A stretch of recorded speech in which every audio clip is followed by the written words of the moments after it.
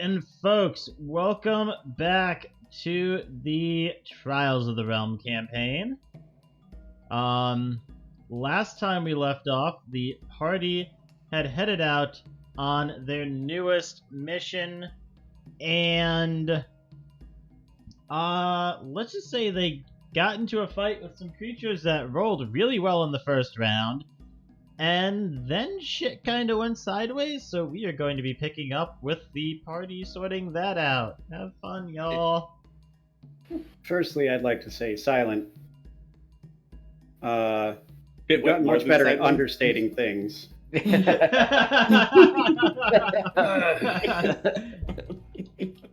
So, Corland is just, we just finished the fight, right? Yes. Yes, Everything's- the session wrapped up as soon as you guys finished the fight, because shit needed to get handled outside of game. Yeah. Corland is going, the fight's over. Wait. Corland's going to go back to the mouth of the cave.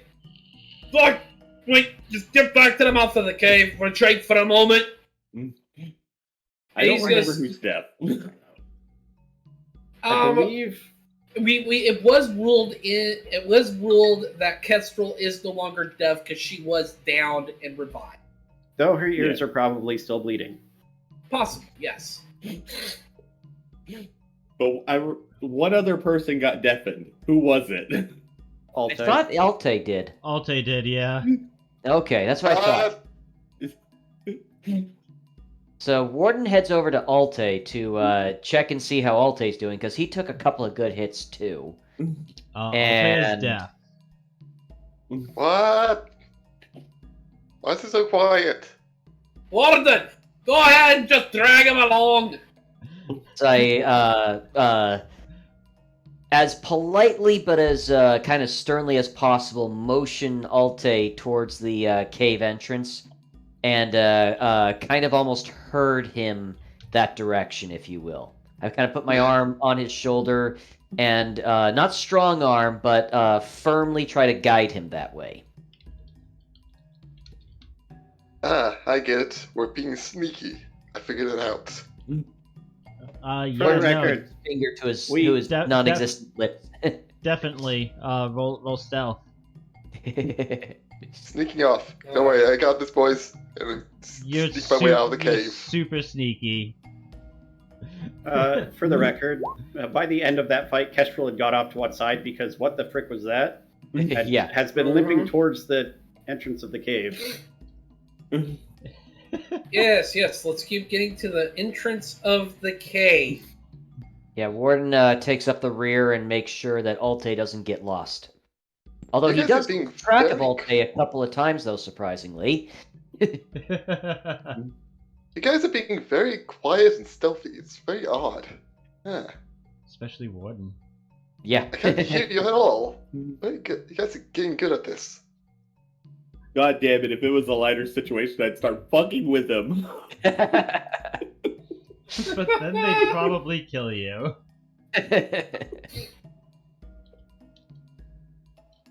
Come on, Callium, keep up. By the way, Illiren, Alte, whatever. How messed up are you looking right now?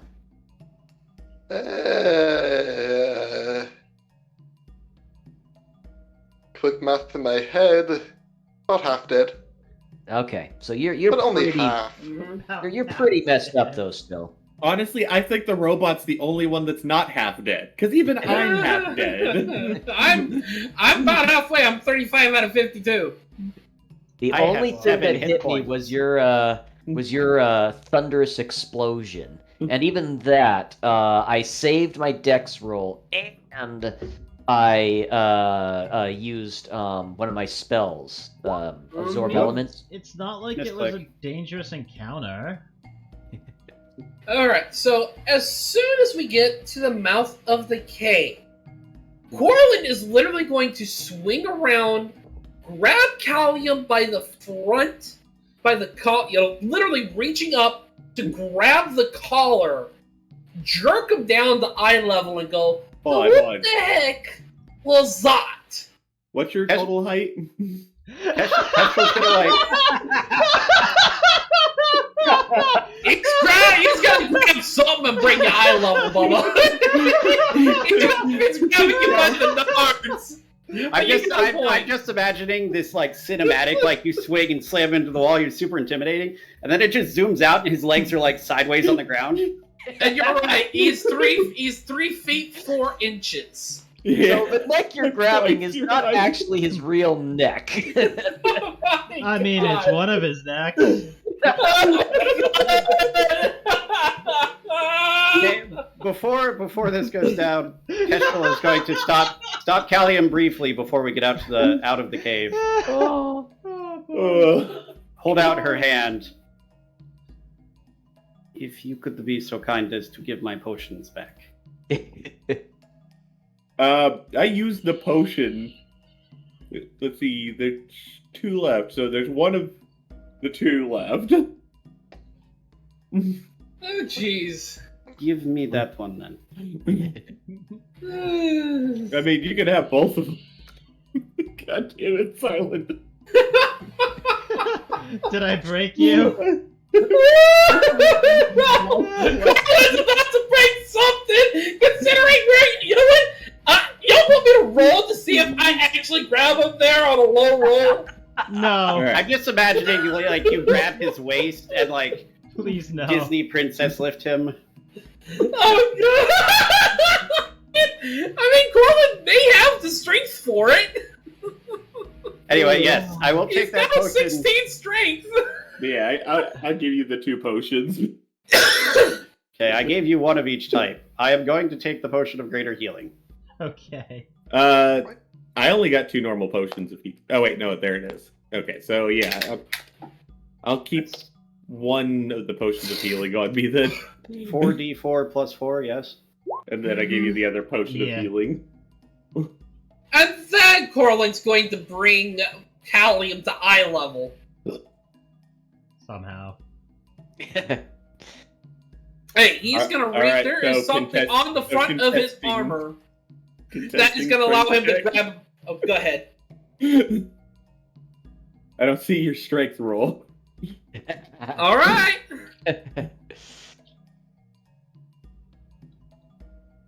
Oh!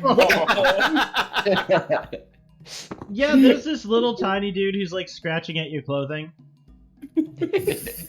Fuck it. He'll just easily. push him against the wall. The hell is that? You bloody took us all out with that damn blast. The hell is wrong with you? I'm sorry, I'm having trouble composing myself again. I just thought it was a very fucking funnier way to do that. Oh. What was which comedian was it that said that midgets make everything better? I'd be interested to find out his views on pizza.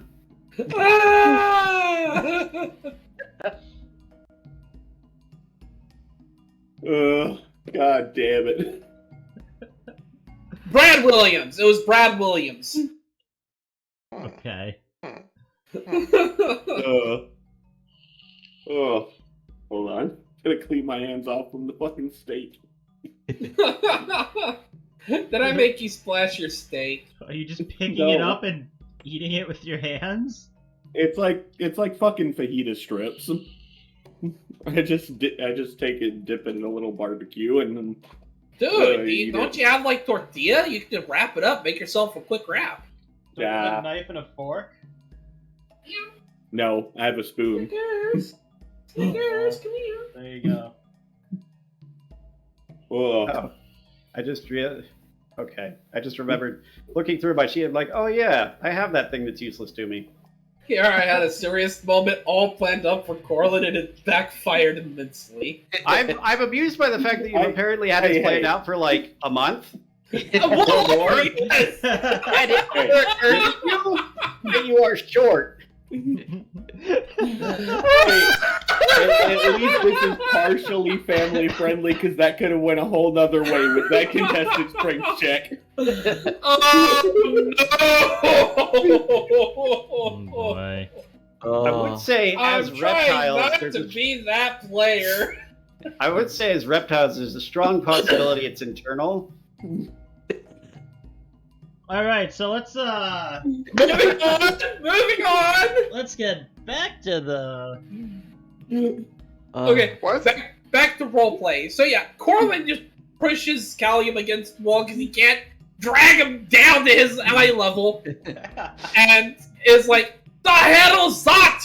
Ah, bloody took us all out with that dumb blast, you daft!" I didn't even know that it would do that myself. What else do you not know about the damn lightning bastard inside your nuts? Really anything. Kestrel raises one finger and then just puts her hand down.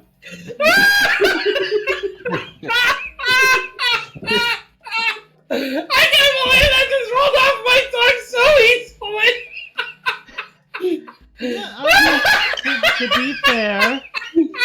To be fair, Callium's not wrong. Jacob, I would strongly suggest that you think about words and the combination they come out of your mouth in. I never do! Honestly, if you wanted to find out more about what's inside of him, Kestrel, you could always go ask your mom. I mean, I thought we tried. It didn't really work very well. I can't, personally say that I didn't expect that, considering I was literally role-playing her, but Kestrel... Alright, so, here's the thing. That ability is a lot like when I summon my goddamn hammers. Alright, if I don't see them, they're going to get... party members gonna get hurt. It sounds as though yours does the same thing, except it hits everyone. If you're going to use that, can you at least give us a signal? Okay. When I can use it in 24 hours, I'll give you a signal. Oh, once a day, that's nice. Who's still deaf? I point at Alte. Yeah, over here is still Wait. Can Corland actually see him? Because he rolled a 20. I'm going to try to dispel the silence we walked into, apparently. Yeah, dispel magic. You cast. Wait. Oh, you're trying to cast it, Alte? Yeah, I'm trying to get rid of the magic silence we just walked into. Okay. Yeah. No, you Doesn't cast. deafness cause you difficulty with verbal components? It makes it so you can't make checks that require hearing. Let me double. I might be check. thinking of a different edition. Not really. Yeah, deafened creature can't hear and automatically fails any ability check that requires hearing. That's it. Alright. Warden, you have anything to write on or anything? Just to tell him I'm gonna have to commune with frickin' Talus just so I can Oh no. get the damn spell. What's up? I'm trying to figure it out. Oh yeah, it was in 3.5. So There I was have a 20% miscast chance. I have a question. What up? How many days did I say it took you all to get here?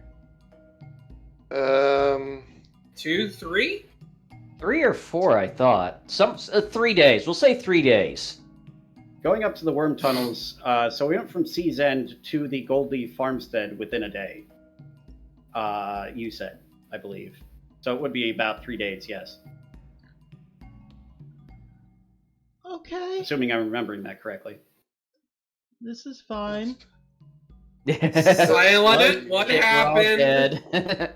Yeah, it's been about 3 days. I'm short 3 rations. Okay. So Did you remember part of the thing you wrote for this thing? no. This is... Was it like a curse that's supposed to happen at this point? Because, half of us are cursed. Okay. I specifically remember you not having that prepared. No, I So, don't have it prepared. I have to commune with Talus to get it prepared. Yeah, Alte, Kestrel, and Corland. Yes? What? Yeah. You are all experiencing a little bit of Oh fatigue. God.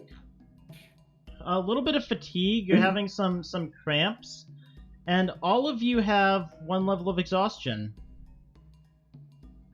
We're gonna have to set up camp. I need at least 8 hours to commune with Talos to gain the ability to freaking heal Tay's hearing. I completely forgot I had this taken care of right away. So let's set up Wait. camp. Was this a disease?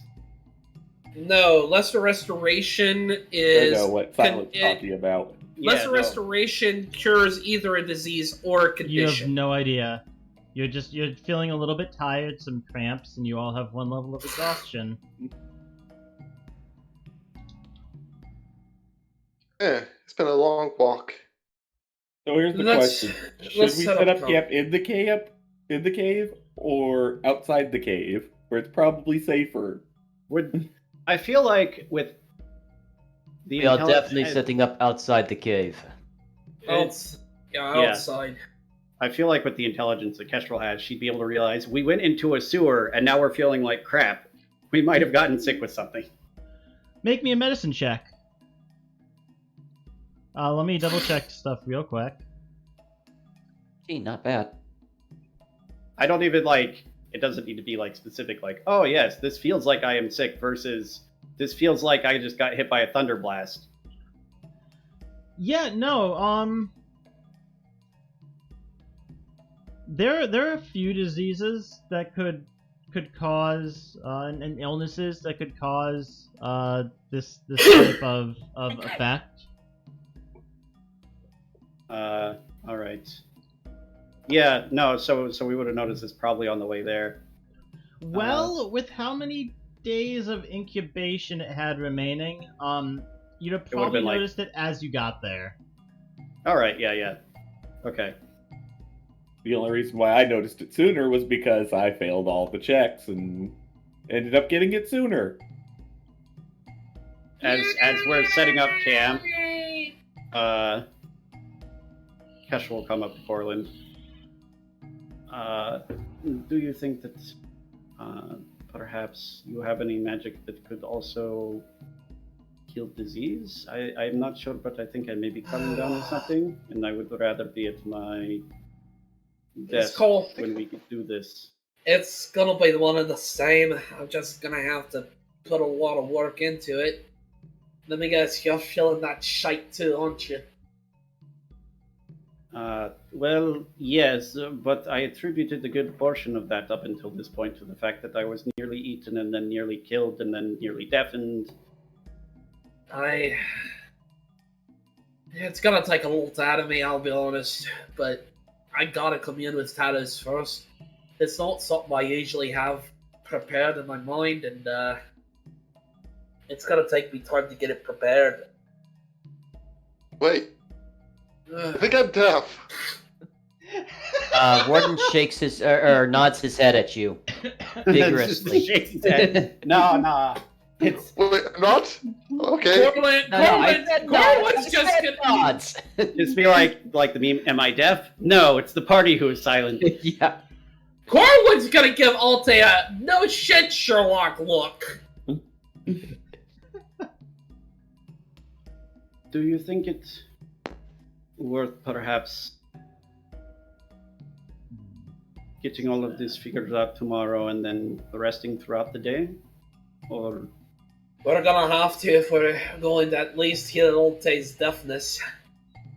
Like I said, it's not usually a spell I have prepared. I'm usually more along the lines of kicking ass, not kissing it. Alright, so are you all taking a refrains from making comments about your height.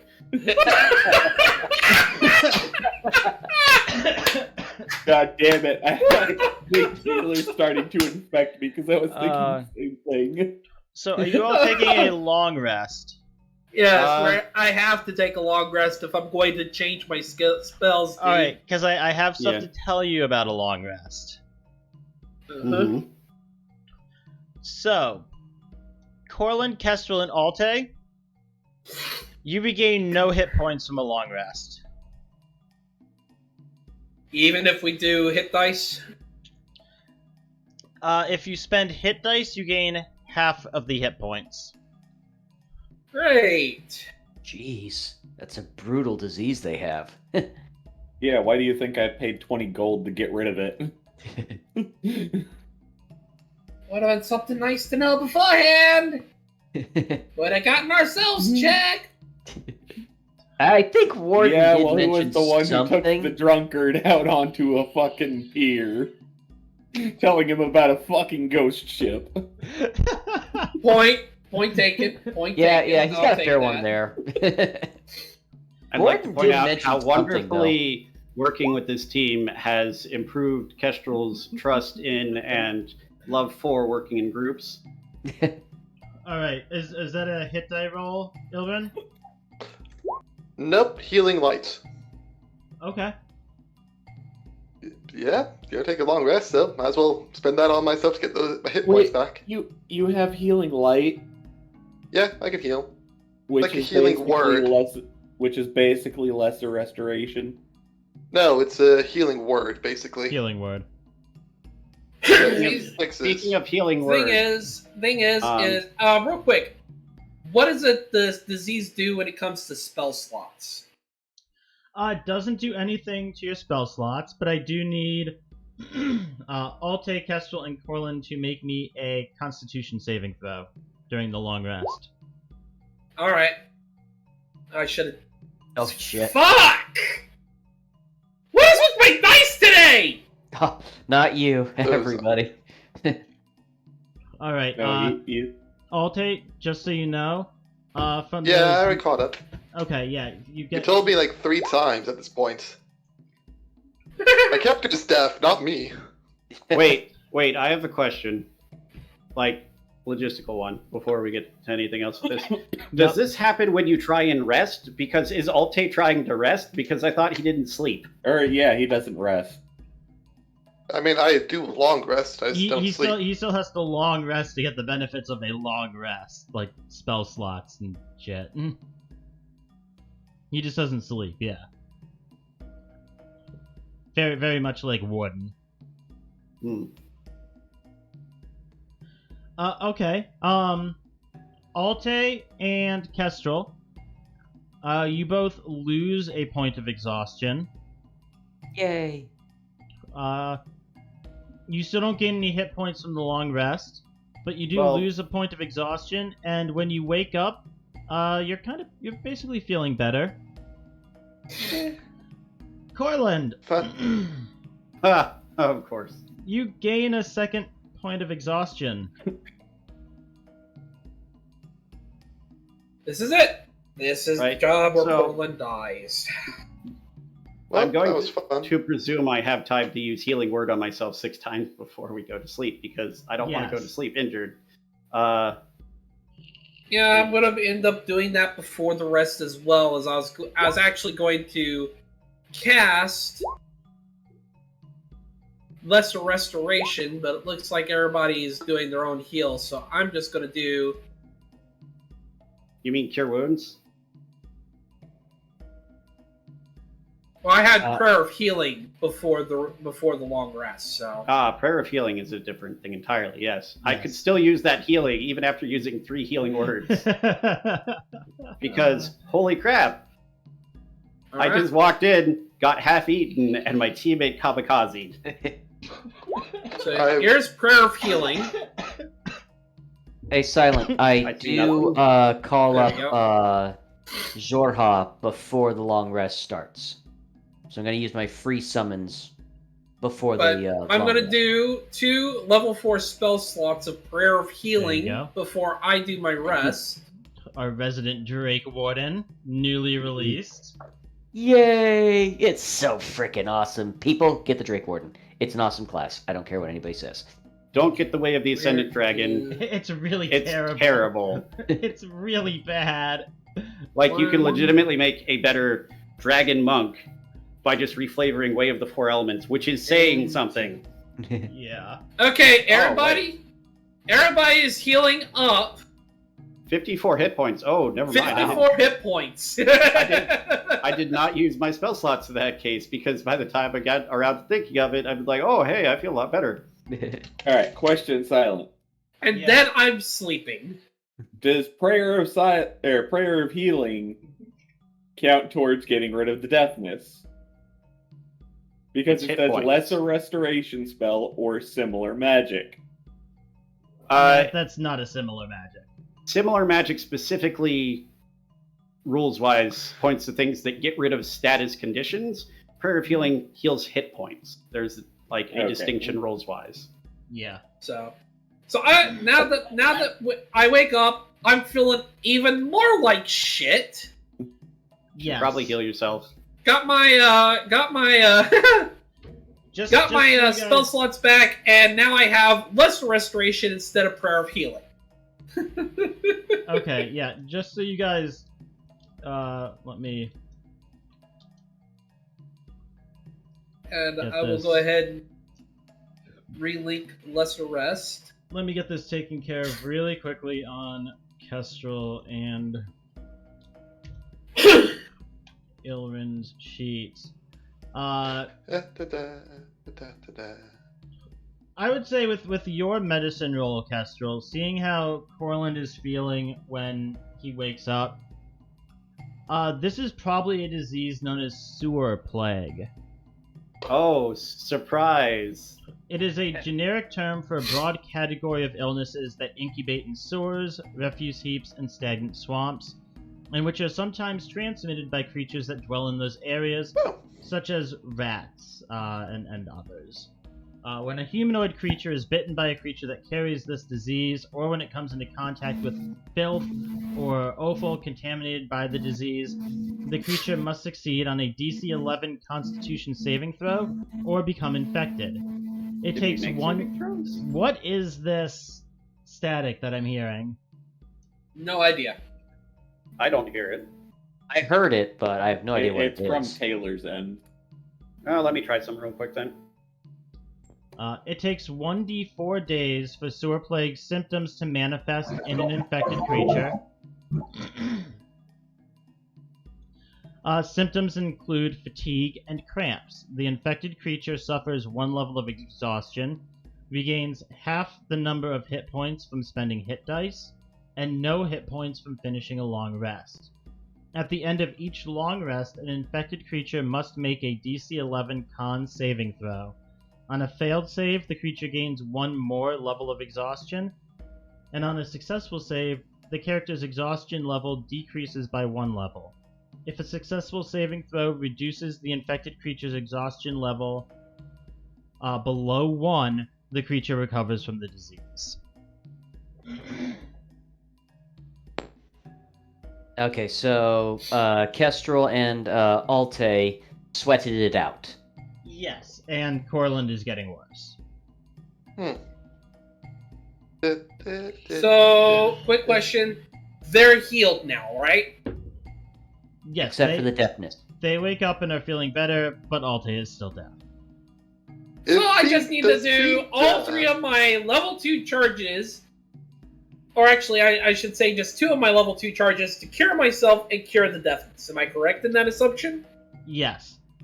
Good! Corland is first going to heal himself. Okay, you no longer have sewer plague. You do still... I'm still exhausted on. Yes, you do still have the 2 levels of exhaustion. That'll have to work itself out normally. Yep. And then he's gonna go over to Alte and heal Alte of deafness. Does being deaf like give me disadvantage when I try to play my lute? Because I can't hear it. Yeah, sure, why not? Woo! I'm still too good. Hey, Alte, can you hear me? What? You can hear me. Ah! Music! Sounds! My own voice! How I've missed these things. How you two? Somehow that did not sound sincere. Yeah. Hey, you look like shit. You look horrible. You alright there? like sweating, and Okay. Did you get sick? You sick or something? Corland. What's up? Are you sick Talking or to you. something? I'm You already. look horrible. Yeah, I feel horrible. Turns out we had contracted a little something from our last adventure. I've already purged it from me, but I'm still tired as fucking hell. Yeah. I don't remember ever getting sick before.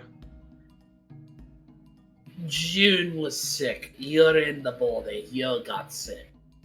What? Granted, you don't remember I'm- June anymore. I still don't know who you're talking about, but I was never bothered by anything. Yeah, beyond the whole blowing up my head, the whole Right. thunder. Okay. Callium, any new surprises you think you might be giving us?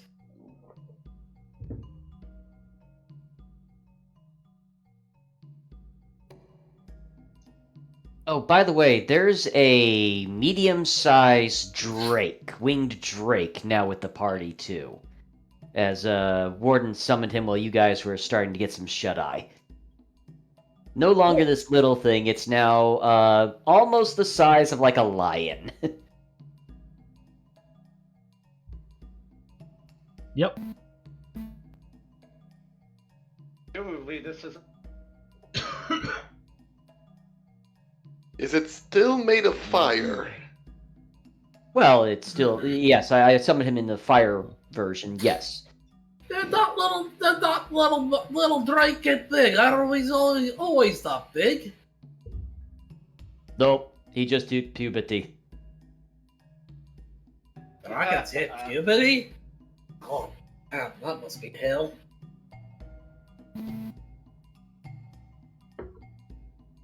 I mean, the pimple phase is not nearly as bad for them.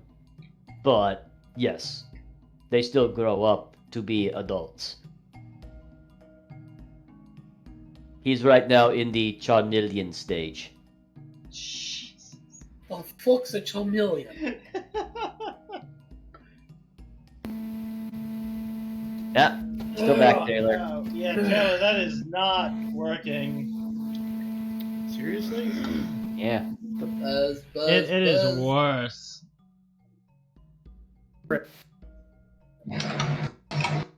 Like, nothing changed. Hold on. Oh god, there, wow.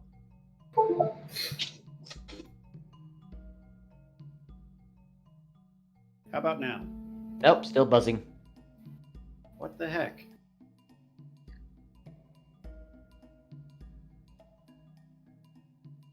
All the connections are seated properly. Alright, I'm doing a full reboot. See you guys in a minute. Alrighty.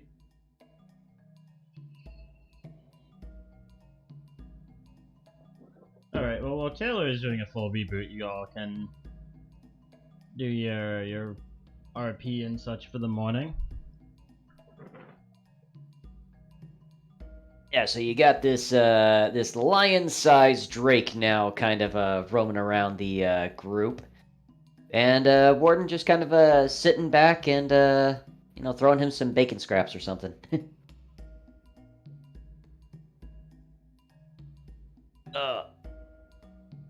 Yeah, no, this was a bit of a surprise to me too. But a welcome one as well. Say hi, Jorha. And I think, who is it? Alte and Callium can understand Draconic, right? Yep. And Alte is gonna be like, "Hey guys, it's good to see you both again."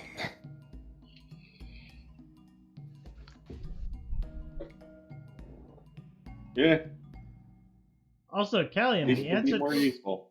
the answer to the question that Corland asked you is yes. What did Corland ask me? I was kind of Who's spaced out. Corland? I'm Corland, you dumb bastard. What did you ask? Well, do we have any other surprises to look forward to? Oh, yes. There's a lot that I don't know about. Alright, what are the things that you think you can do? Aside from the big old electric explosion. I guess Killed the whole party. I guess the electric blue or whatever. Well, I mean, the fact that I haven't needed to eat, drink, or sleep in, most of this trip.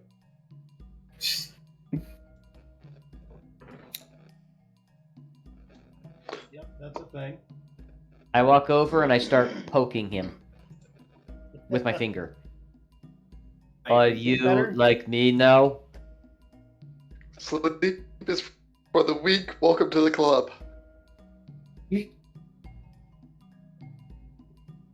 You don't seem to be made out of metal. You know what, Silent, while he's gone, Callium wants to try and speak with the voice in his head. Okay, what are you saying? Hello? You there? Make me a charisma check. Oh boy. You get no answer. You get the sense that it heard you? I was just like, fuck off. Ah! I think he's ignoring me. Who's ignoring you? The voice in my head. Oh, that's right. I remember you mentioning something about that. Alright. So whatever is crazy inside me people. is either asleep, or it wants on destruction and therefore is not gonna cooperate. Meh. I love how those are the only options. Look, I'm just gonna put it straight. I don't give a flying fuck if I die. But if any of the rest of you bastards are gonna die on my watch, and you end up being the one that does it, I might just straight up kill you. Ay. So let's hope we can get to some grounds with that damn thing that's forced in you. Cause I'm not a bad guy, I'm just a drunk idiot most of the times. Yeah, well, don't think I'll be able to do that as often. Why? Because the one time I tried to sleep, I had to roll a save.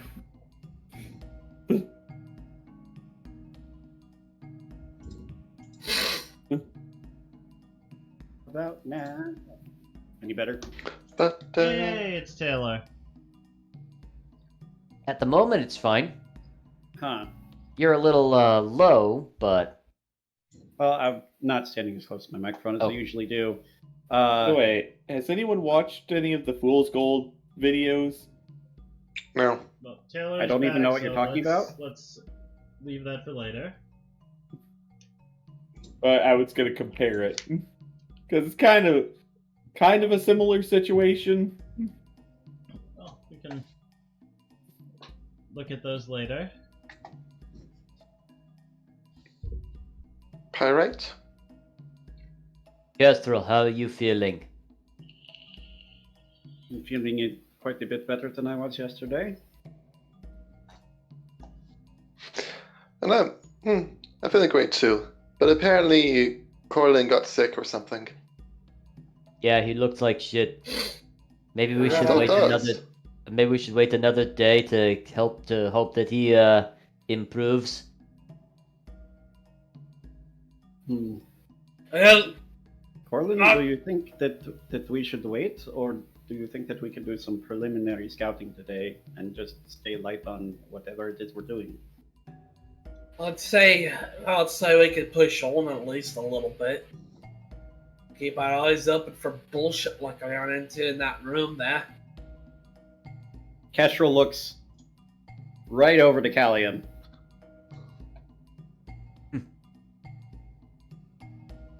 Right.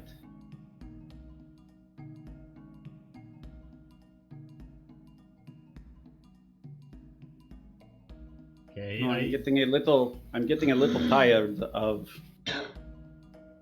consistently getting hit very, very hard by things.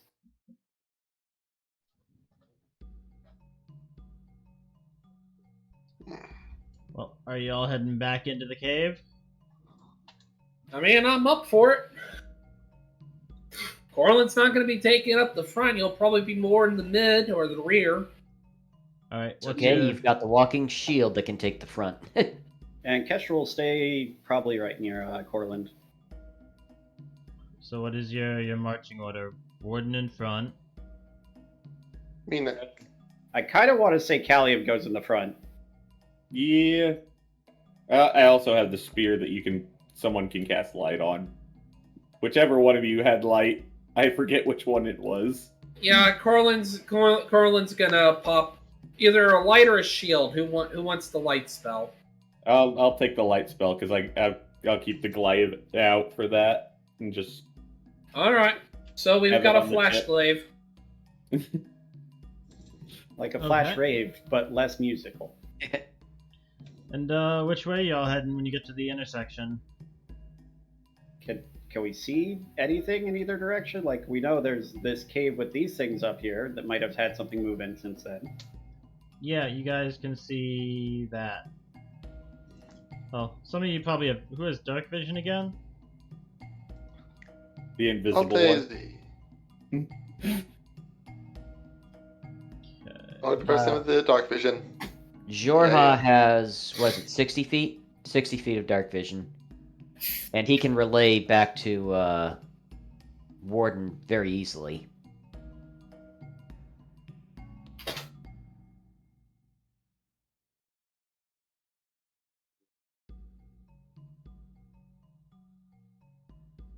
There you go. All these adventures in caves and stuff should have been a Twilight Cleric. 300 feet of dark vision? Yeah. Yeah, no, holy cow. Yeah, no, it looks like there's another intersection a little ways down to the left. You guys hear a little bit of a squawk. Well, I guess Alte and Callium do hear Jorha. Hey, there seems to be a fork just a little bit up a ways here, Warden. And Warden just turns around. He says there's a fork just a little ways up this other path on our left. Give me one moment while I remember what the heck we were doing here. I think we Kill were here things. just to kill some stuff. Fairly simple. First 2 layers.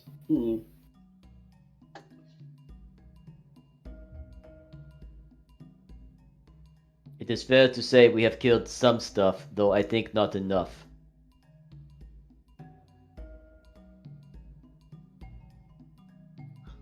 I'm good with. Honestly, going and I kind of direction. point down this way, I'm all for continuing the way we were going, but this is a group, so group decision. I am also fine with going in either direction, so long as we are careful. I kind of shuffle in place so that all of my metal and everything kind of chings and chimes. And I turn to Kestrel. I don't think that is possible. I said careful, not quiet, you idiot. Fair point. I want to go left. That's one vote left, and since it's the only person who voted, I say we go left. Yay. Or, go collect materials from the things we already killed. I thought we stopped doing that for some reason. Well, are you voting to go right? And if you want to harvest some things from the Dale, whatever they are, I mean, shit, I'll go do it by myself. I don't think you should go by yourself, but I think the rest of us should stand a decent ways away from you in case you need to do that again. Explosive thoughts. Left. Well, let's just hope I don't have to give a standing ovation. Alright, so which way are you guys heading? It sounds like we're heading right to go into that cave we hit up last time. Agreed. Yeah, we'll send Callium ahead to harvest what I can only assume from the art is Grix. I don't know. Weird beakworm things. Go harvest them, Callium, and then come back. And then we'll go left. Yeah, Callium's gonna go investigate, see if anything moved in while we were out of the cave.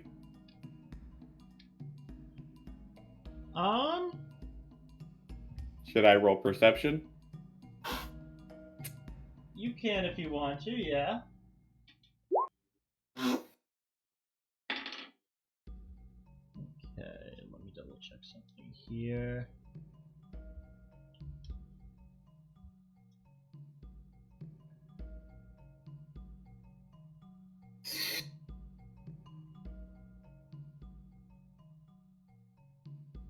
Okay.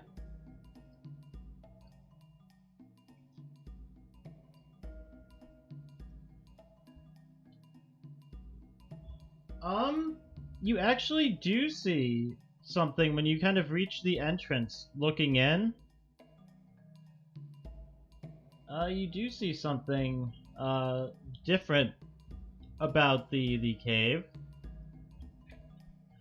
Looking in, you kind of expect to see the 8 bodies of, the creatures.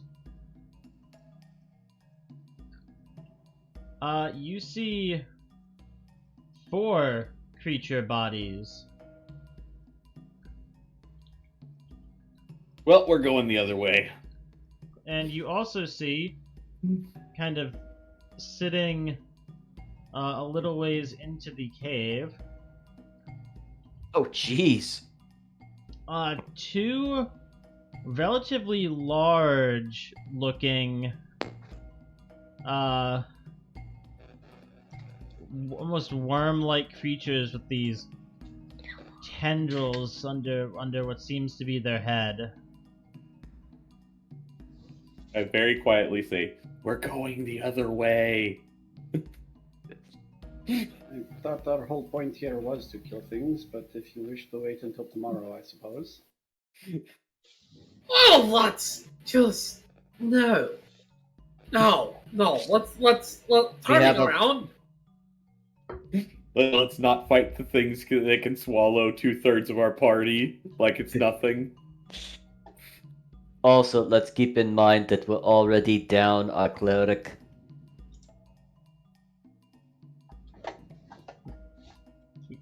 Your cleric's here.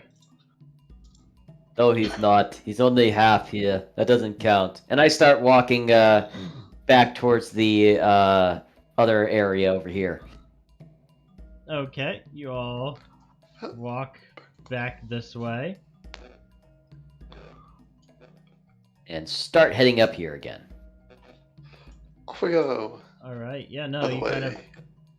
You carefully kind of make your way forward. Just to make my life a little bit easier, I'm going to go ahead and do this right now. I'm casting Dark Vision on myself. Okay. So getting that out of the way right now. So I can see everything that Jorha can see.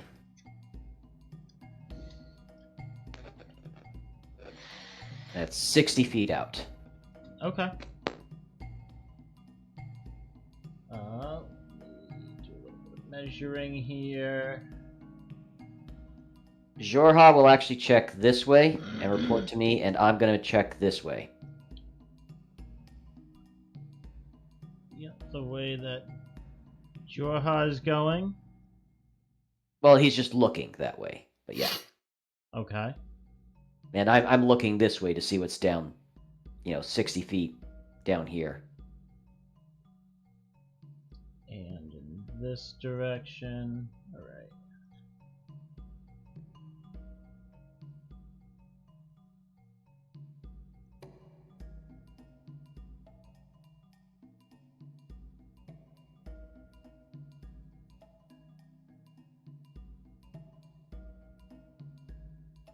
There you go. There's another bend in the passageway over here, Warden. Same thing over here.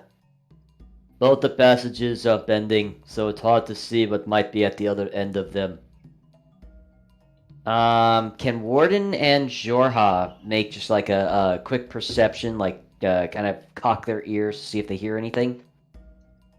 Yeah, go ahead. Alright, what is perception? Perception is wisdom, right?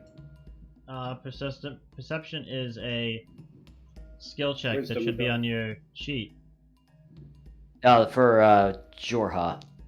Oh, yes. Submit. Oh, jeez. Again, my shitty ass dice rolls. You do not hear anything offhand. And Warden or Jorha doesn't hear anything either. No. Well, I think we want to avoid those giant worm things, so left it is again. And Warden starts heading this way with Jorha. Okay. Yeah, Yeah, we'll follow along. off we go. Yep. And kind of round the corner, and both him and Jorha will kind of more sneak a peek around the corner, if you will. Not jump around the corner like an idiot. Okay.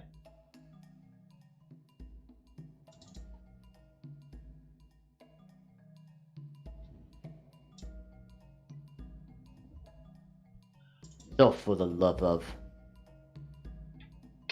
Oopsie. Oh, what the heck happened there? I will say, you are starting to notice, especially up around here on the bend, it looks like a good amount of like kind of natural plant life. Not on the ground, but on like the walls. A lot of moss and few like kind of stringy plants kind of hanging down from the ceiling. I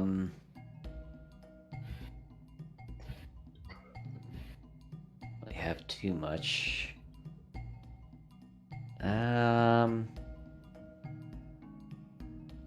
want to avoid the moss, but I'm gonna head around to this corner and take another peek around the corner again first.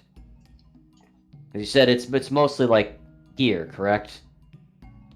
It starts there and it kind of continues on through what you can see. Okay. I want to avoid like touching it just yet, but I would like to take a peek around this corner again. Okay. Let me double check something here.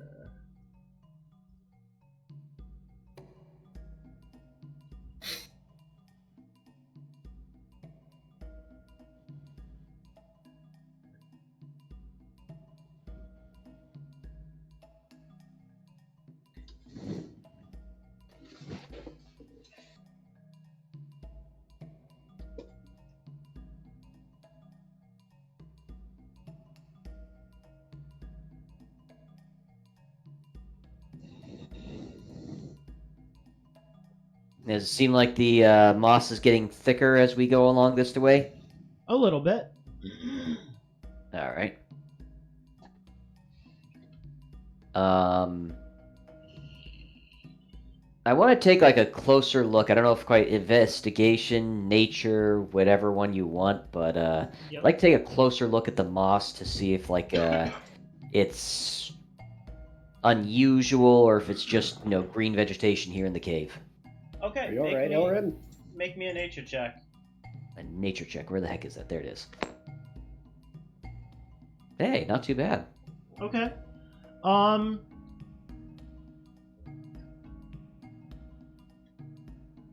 Yeah, the moss itself looks pretty normal.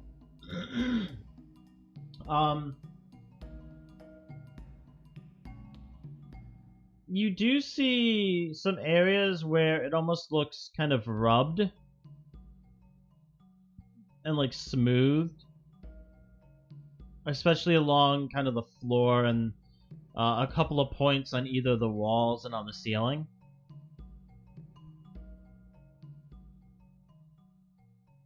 Alright. Head back to the group. Well, first of all, Callium, you're probably not going to like this, but there are signs that those big slugs are coming through these tunnels as well. Secondly, there's some green moss on the floor and walls as we go further along this hallway here, and it's still snaking around. Kind of like giant worms are digging this place out. I don't think we're going to be able to avoid the giant worms, Callium, is what I'm saying. Yeah. That may be why they are called the worm tunnels.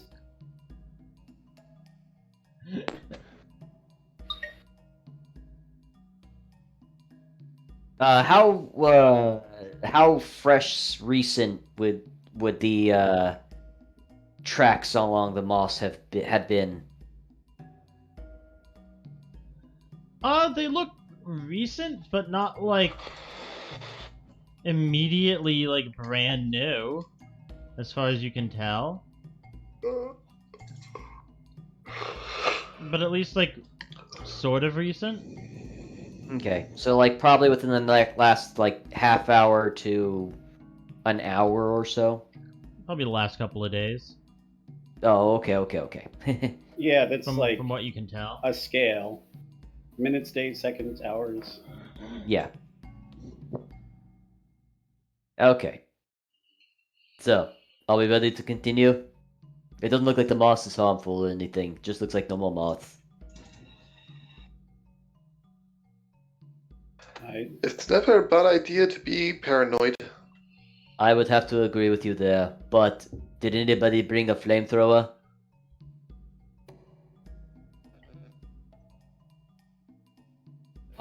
Checking. I've got Sacred Flame.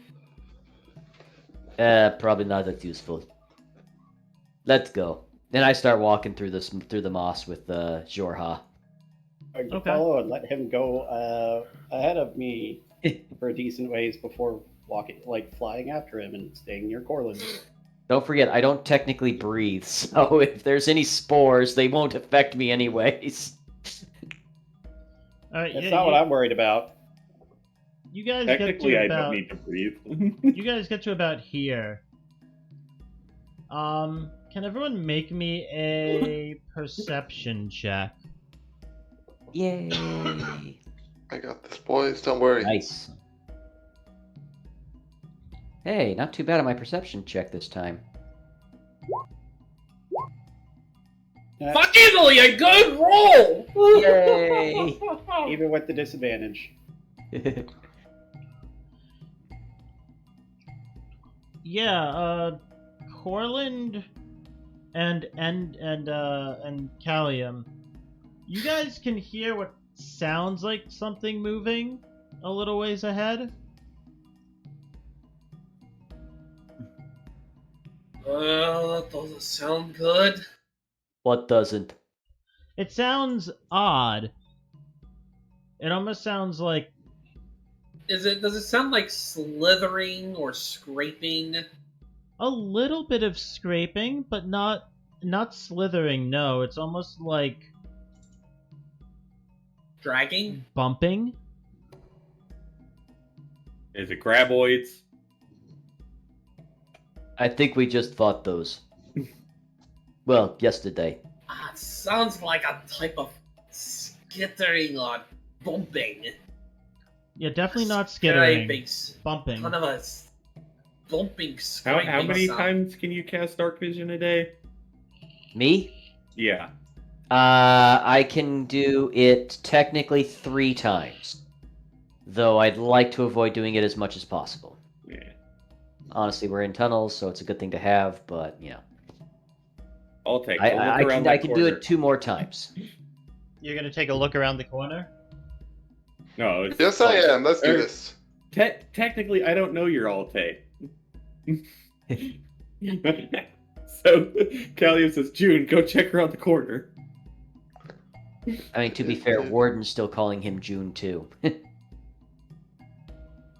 need to look into, like, memory alteration matter, because y'all are going crazy.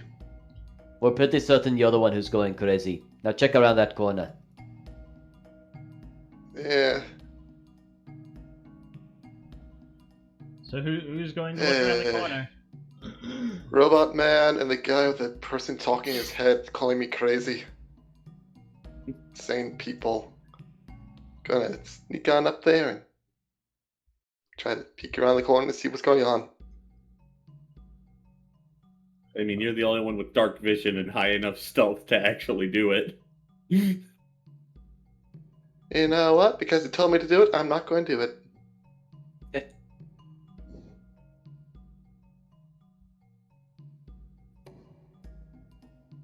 Okay, so are we just like standing around here twiddling our thumbs now? Yes. Oh, for the love of. And I will head hold around. up. Okay. Because unfortunately, stealth wouldn't have helped you in this case.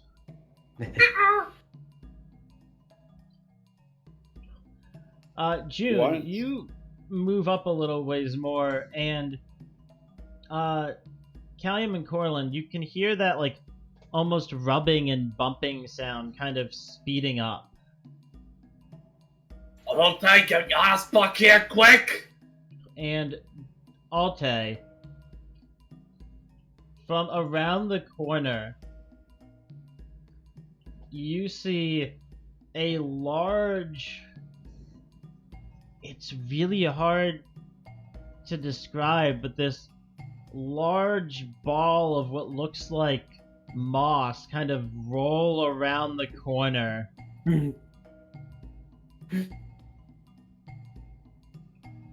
Okay, gotta admit, I have not seen that one before. Well, that's certainly new. Wasn't expecting that. And I am going to need everyone as it slams into you, Alte. I'm going to need everyone to roll initiative. Okie Oh, god damn it! dokie. Waiting for the initiative thing to pop up. Woohoo! God dang it, I that's a am- low initiative. Curious, I'm wondering, are you Hot saying, damn! Silent, were you saying that stealth doesn't matter because this thing has tremor sense? It does have tremor sense. Tremor sense doesn't nullify stealth. It has enough tremor sense that it knew you guys were here when you were back here. It was already coming. Ah, I see. So it's less tremor sense nullifies stealth and more. We weren't moving stealthy up to this point. So It is 60 feet tremor sense. yeah. So it knew you were here. Okay, everyone, time to fight the giant Indiana Jones moss ball. And it does slam into you. Let me make sure everyone is rolled their initiative. We just... Yeah, that's everyone. Good. And we'll add a turn for... Oh boy! Azim, that's an initiative roll. Yep.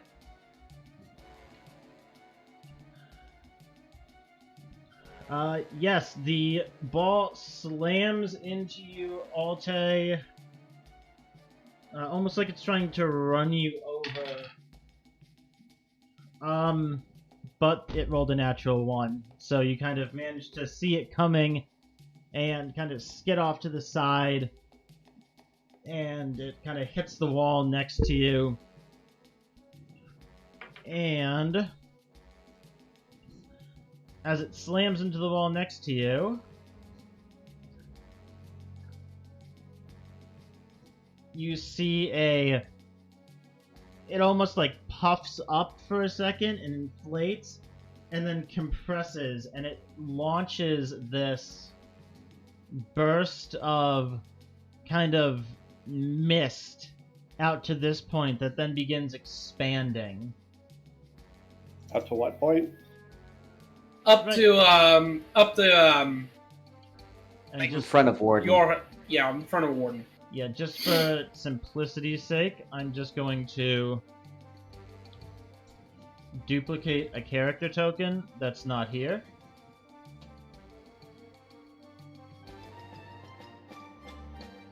That's not actually a creature.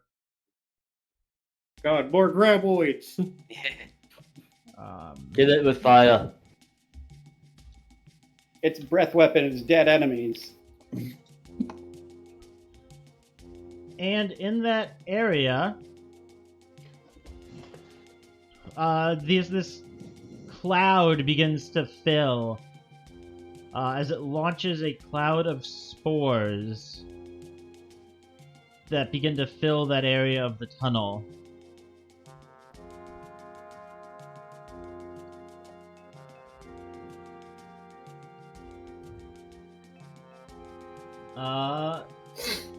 And Corland, you're up.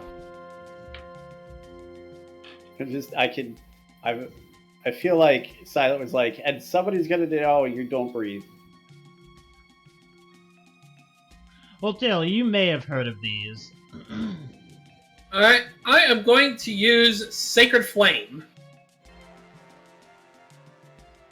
Okay.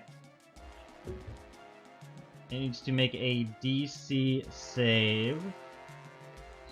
Mm-hmm. That is a 7. That is a fail. Oh, yeah. It takes 13 damage. Nice. That's a good hit. Yeah, Okay. and what's awesome about it is I don't have to worry about rolling to hit because I've been exhausted as fuck! Yeah. Like, I don't feel like this today. Talos, you do the work. Yeah. Anything else for Corland?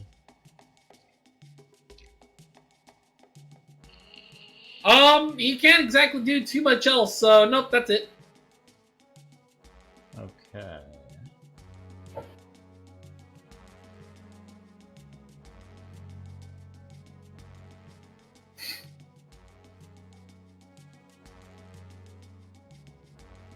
Okay.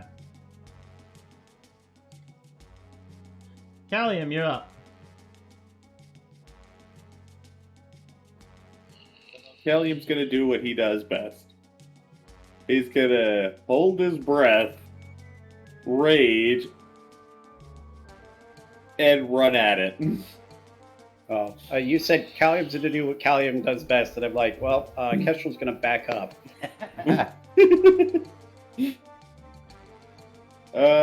Technically, if we only took the long rest, I still can't use that ability. Yeah, it was a joke. So And yeah, I'll say there's enough space where you guys can kind of shift a little bit and let Callium through. Yeah. And you're moving up to there? Yeah, that, beat on this thing. Alright. I need a Constitution saving throw. Hey, I said hold his breath for a reason. Yup. They're stun spores. This is a cloud of living spores. 15. Alright. Go ahead and make your attacks. Now I gotta remember which weapon I actually want to use on this, because it's been a minute. And by a minute, we mean like a month and a half. Yeah.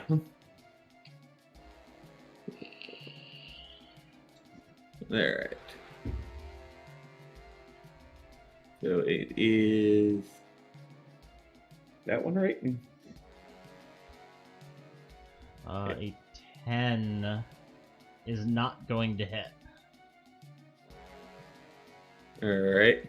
Try again. And This again. time aim Oh, for the God big damn ball it. of moss. Yeah, no, you wow. take your first swing and you hit it, and your blade kind of sinks in a bit, and then is sponged back, and you go to take a second swing, but misjudge kind of where you are in relation to the side of the tunnel, and kind of scrape against the rocks and have to pull back. And... so that one. You'd think it'd be easier to hit a giant ball of moss. Yeah, again, your blade makes contact, but as you kind of swing it down, it kind of like rolls a bit and kind of flips your blade, so the It's no longer the blade cutting in, it's the flat of the blade kind of pressing in and it gets kind of bounced off of it.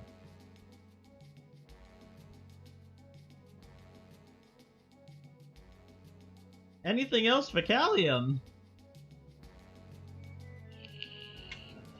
Let me look and see what I have. Yeah, Tail, I'm not sure if you've heard of these or not. It's a Ascamoid.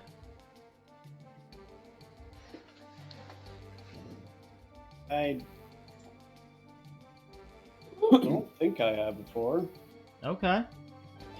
Never. I finally pulled out a creature that Tail has never heard of. I actually feel accomplished by this. Alright, well, Callium's gonna for some reason, think that holding his breath worked, so he's gonna keep holding his breath. Okay. And that's it. Kestrel, you're up. Well, okay. So the light we have Just walked is away. on Callium. Yes. The light you had Yes. just walked away, yes. Which is now on his back. So I'm at least lighting up the monster. He's doing that. Yeah, I feel like for the moment at least that's good enough. I'm going to step in front of Corland and I'm going to shoot it. Alright, go ahead and roll your shot. Hold the bowstring back. Yeah, no, you launch the arrow and it kind of sinks into this creature. Go ahead and roll damage. All right, and having hopefully figured out what actually works against this thing, Too bad you don't have advantage. or do I? Do Do you? you use inspiration after a roll, or do you have to use it before one? Forget. What did we decide on flanked rules? DM Inspiration? Yeah. I believe DM Inspiration allows you to re-roll a d20.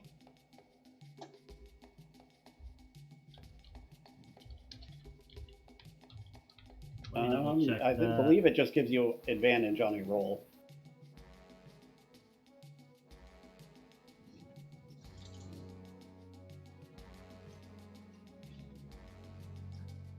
When you make an attack roll saving throw, an ability check to give yourself advantage. Hmm. The question's on the timing. You know what? It's fine. I'll go with the 22. I'll assume that I need to declare it beforehand, so that I'll Yeah, use it on something that really matters. Yeah, no, I would say. Because in real life, it would have been, I roll a 22, but I'm going to give myself advantage because I magically know I'll get a crit. Did we put this in notes? Owie. Still 23 damage. Yeah, no, that is a very solid hit. The arrow again kind of sinks into this creature, kind of puffs of spores and dust and other plant-based material kind of puff into the air around it as your arrows kind of sink in. Alrighty.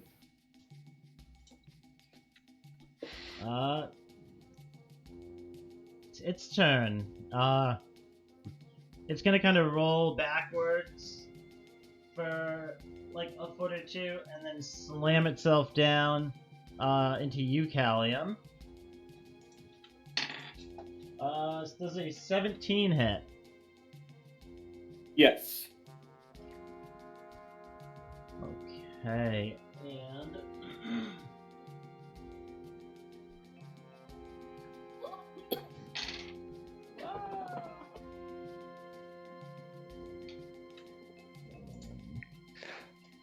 that is 15 bludgeoning damage, I am raging, so cut in half, down to 7. And I need you to make me a Constitution saving throw. Alright. And you see this thing kind of inflate again, and then contract, and it is going to launch to there. Another burst of spores kind of continuing to fill this tunnel with them.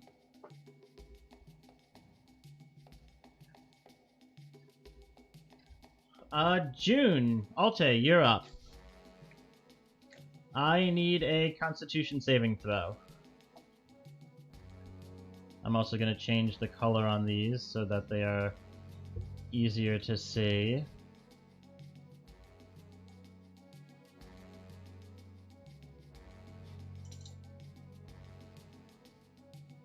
$16. All right. Go ahead.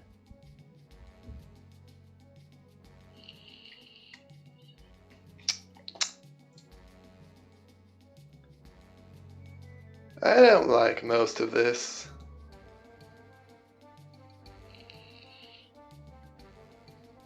I don't like any of this, actually.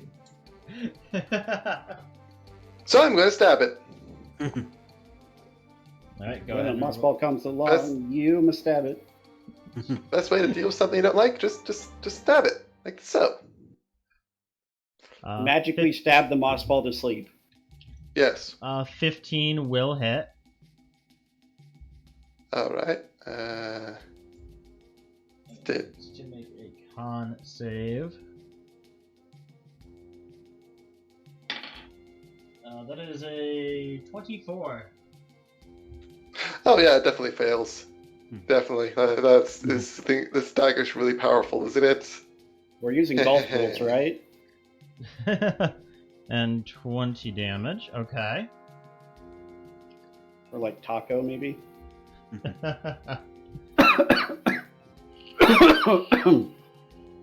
It's okay. I'm just dying. They'll stop it.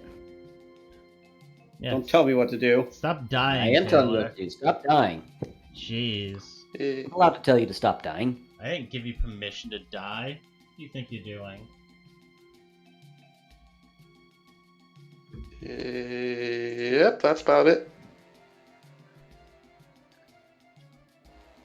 Alrighty. I would probably stab with my offhand dagger if I had one. So, wait, legit question. If you can draw and attack as part of the same action, could Illiren or Alte, could Alte attack with his main hand with this dagger, pull out his offhand dagger and attack with it, but it would be this dagger? Yes.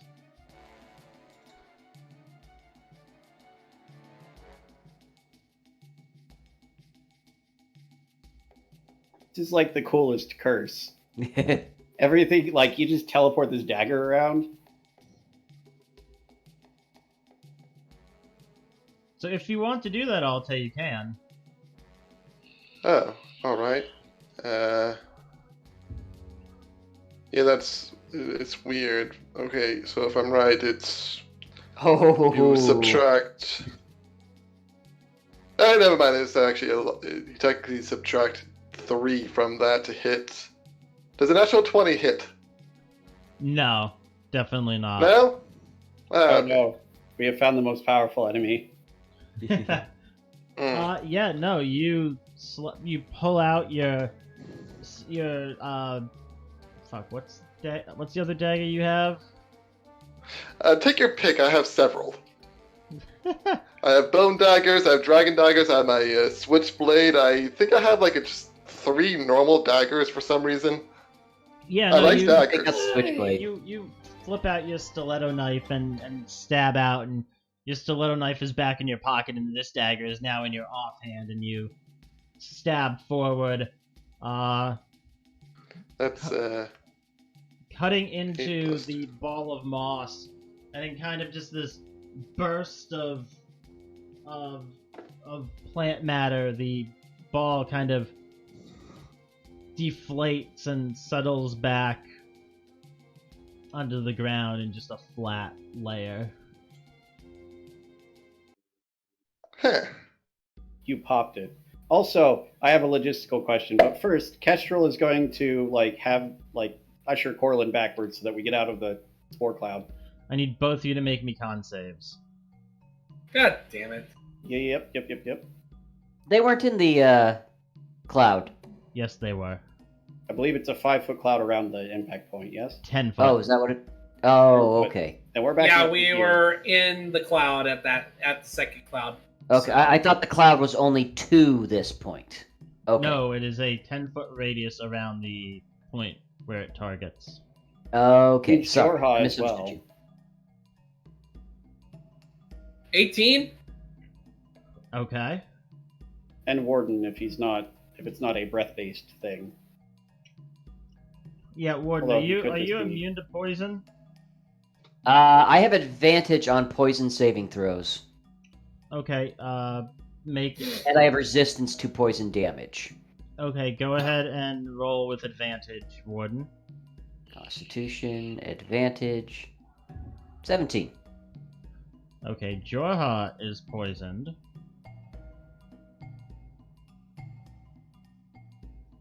And what does that do? Gives you disadvantage on attack rolls and saving throws, I believe. It does, and... Jorha's strength score is reduced by 3 points. Wow. Presumably until this wears off. Or it's cured. Hey, don't we have, like, something that removes poison from people? So Jorha's strength, just so I have this, is currently 13. Yep. So it is down to a +1. Keep that in mind when you're rolling to attack. I will try to.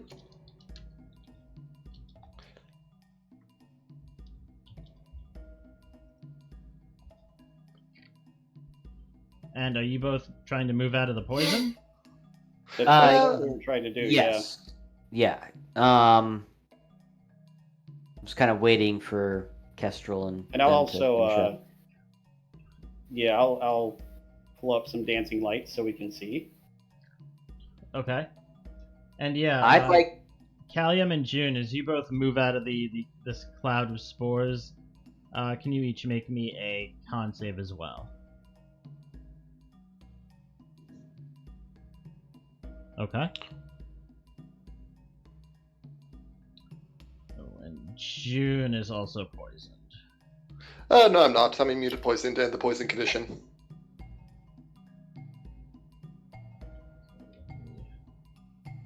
I can't be poisoned. Alright, then yeah, you're fine.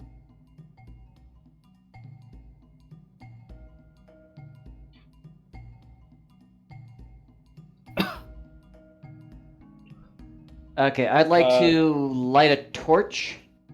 Do these spore clouds, like, start settling? Oh, yeah, I guess that's a better question first. How long are you gonna wait? Only like 5 seconds. I start I'd lighting wait a for, like, torch. 10 to 30 seconds to see if they start to settle down and we can go past, or if we have to find a way to... Yeah, you wait for a little bit in the spore clouds after a handful of seconds kind of settle down to the ground. As I'm just about to strike up a torch, it's like, oh wait, they're gone. Okay, good. And carefully make my way to the rest of the party.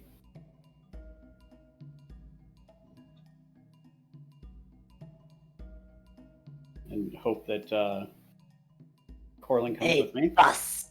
I don't feel Yep. so well. Warden takes a look around also. Yeah, June's looking a little green around the gills too. I don't feel anything. I feel pretty good actually. June is, Oh, that's right, fine. because he's immune to it. He's sorry. immune. That's right, sorry. Kestrel just warned that is how he looks all the time. That's a fair point. But Jorha seems to have contracted something from those spores. Poisons, diseases. You guys just catching everything. If I see moss start collecting on him, I'm killing him. No, you won't see Probably- it until the fungus grows out of his brain like cordyceps. We don't need. You don't have to kill them. Just set them on fire. I'm sure that will be fine. Man, he is feeling a little bit weaker. Actually, quite a bit weaker. I didn't know if fire could have mold grow on it. Well, I mean, he's not exactly made of fire. He just also breathes fire. Corland, do you know if you could perhaps help with that? Do you still have any more of your curative magics? I got one left. Oh boy. I think I got one left in me, to be honest. I can try. Who's sick right now? Callium? Dragon. Jorha. I have Alright. a separate question. I'm just wondering mechanically. If you unsummon him and then summon him again, does that just get rid of it? Yes. Yeah, it would. But, I mean, it is... Well, actually, you know...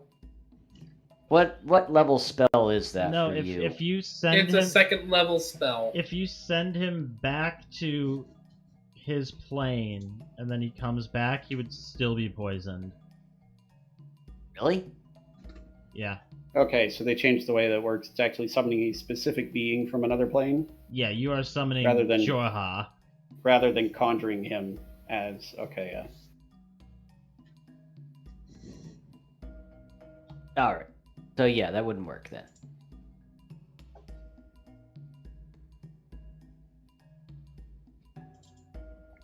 Is Corland dropping Lesser Resto? Yeah, he's gonna lesser resto. He's out of the second level spell slots. Okay.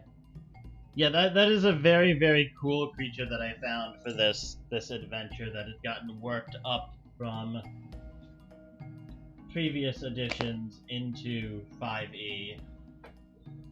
It's a cool Yeah. idea for having these tunnels like this.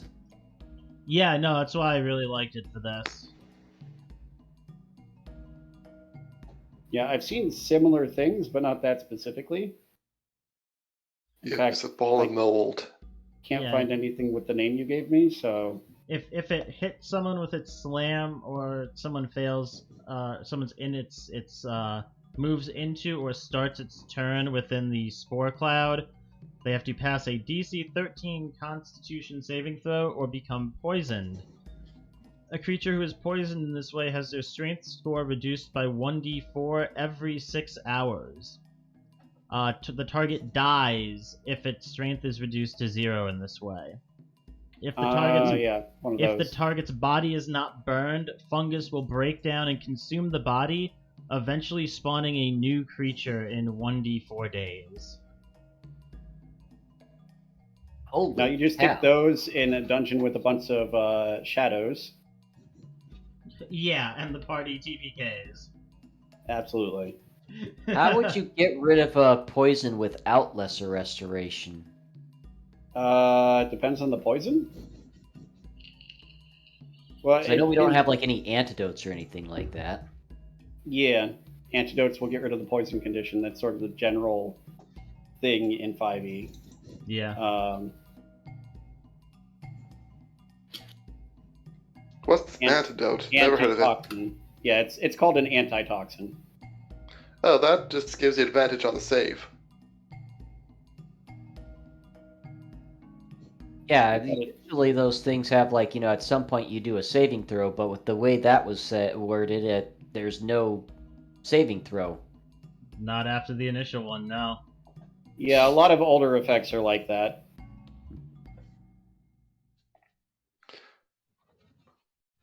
But that's also, I hesitate to bring a lot of those over to 5e because 5e has a lot less availability of healing magic compared to the much deadlier 3.5 edition, for example. Wait, if another one of those shows up and one of us fails to save, that person's just dead.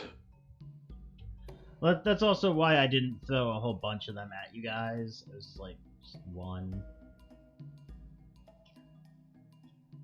I mean, would the creature spawn from Jorha? Because technically he does disappear when he dies. No, he would just die and disappear. That's what I mean, though. Would another one of those spawn from him, though?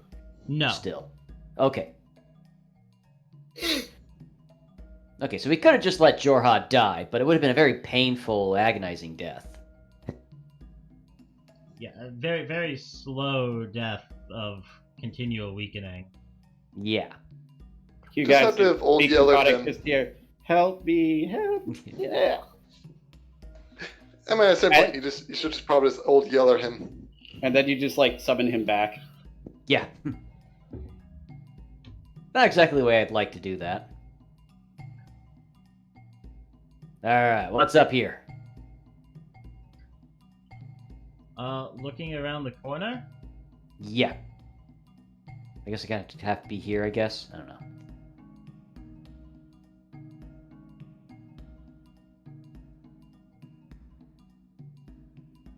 Oh boy. I'll fix that. Yeah. There's a Presumably dark Callium line is right going here. out of view. Turns. Good God, Would've this place is guessed. like a maze. I mean, not really. Most mazes have like multiple turning points. It's been rather straightforward at this point. I guess you have a fair point there, but still, it's annoying as shit. If you want to do a Presumably- maze, I technically still have one. You have a maze on you? Yes. Yes, it's a little written down one. Oh, okay. One where you trace the little pencil through it and whatnot. Yes. Cool. Fun part is the fact I don't think Alte could actually solve it himself right now. Is anyone following Warden? Yeah, I'm waiting for Callium to go. I'm just yelling back at Alte right now. You just been moving my character for me this whole time. I just kind of stopped bothering.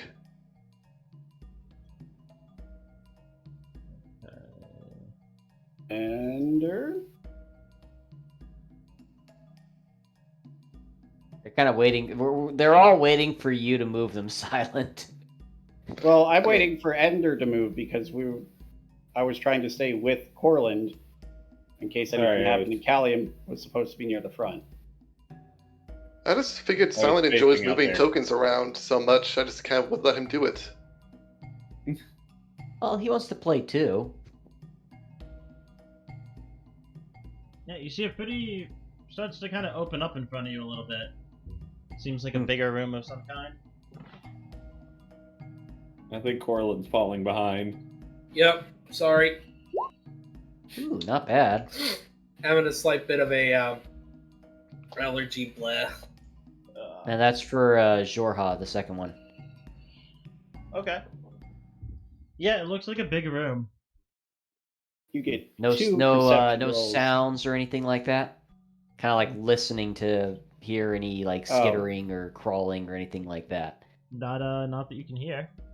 Probably doesn't matter much right now, but in the future, right? We cured the poison, Yes.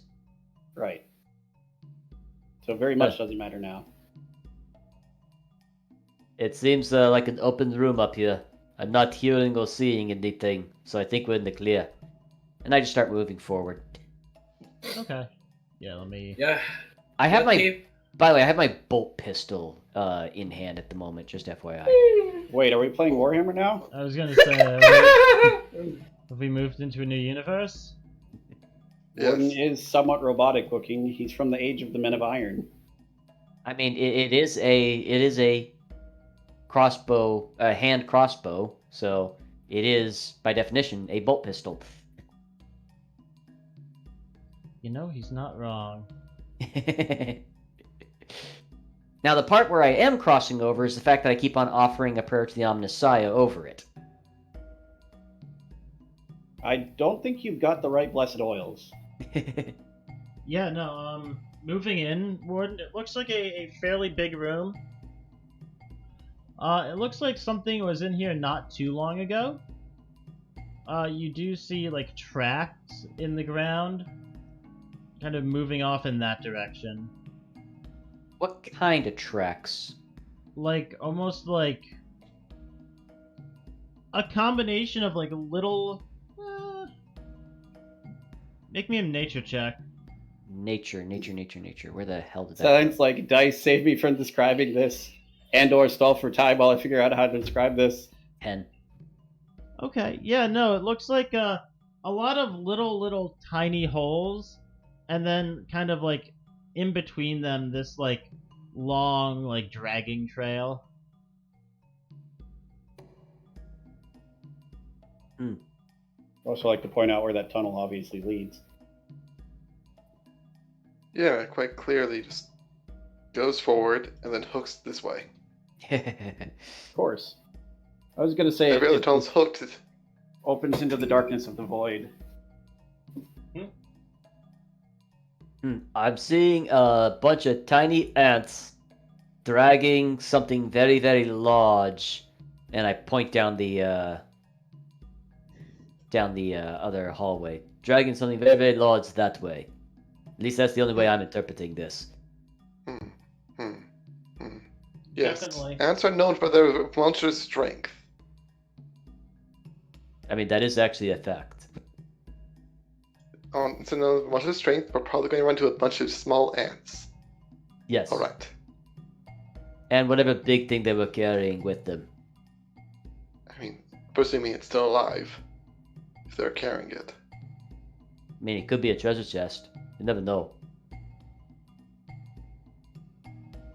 Oh, and I think we're coming up on that other big room where we left those things that Callium ran away from.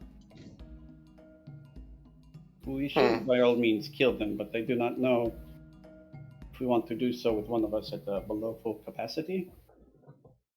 They were pretty big from the way Callium was describing them. Perhaps not picking that fight just yet is a good idea. And I check the tracks.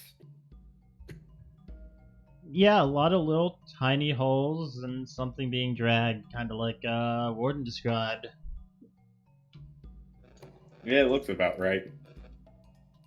Is there anything else in here? There's... Yeah, I was kind of It's like hoping a that myself, nest. but at a 21, I'm guessing no. I mean, a few small piles of... There's...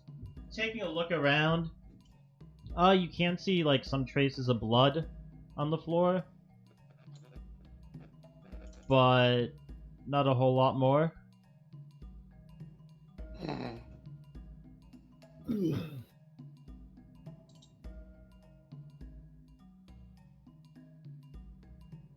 I say we head back the way we came and check that other hallway that we missed at the beginning over there.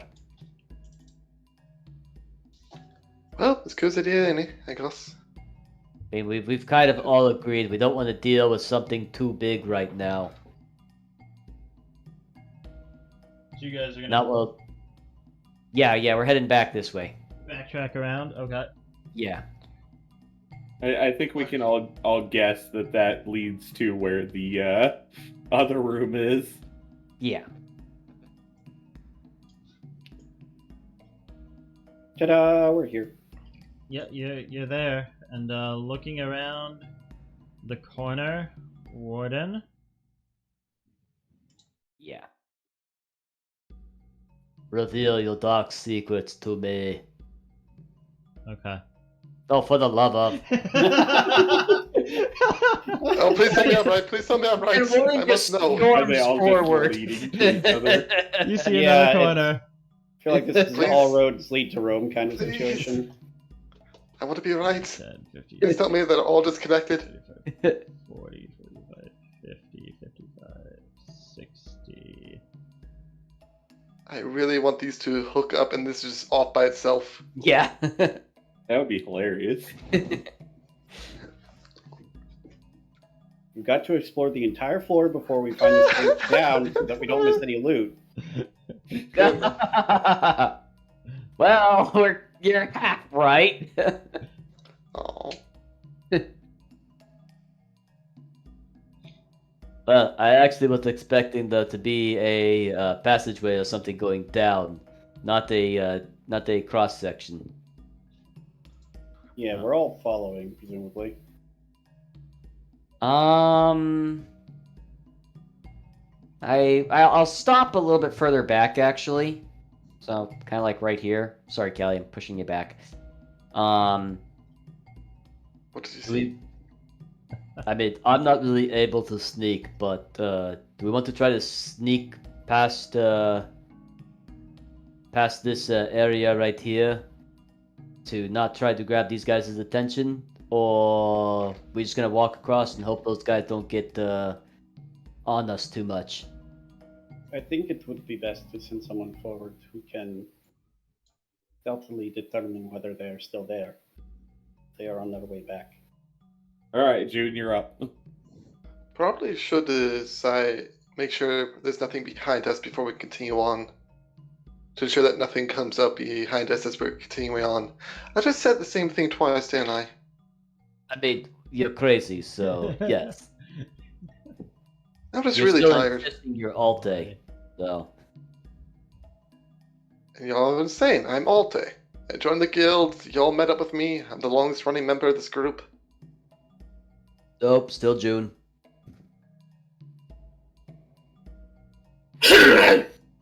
Nah, sorry. Are you feeling any better? I'm still tired as fuck. That's why we're trying to avoid big fights right now. I still handled that last fight pretty darn well. That is true, but Aye. we're also in the very back. Out of curiosity, you think that path leads back to that room where we saw the damn worms? Yes, it does. I mean, it could just lead off somewhere else that eventually connects back up. True. Or maybe not at all. I have an excellent sense of direction, even underground.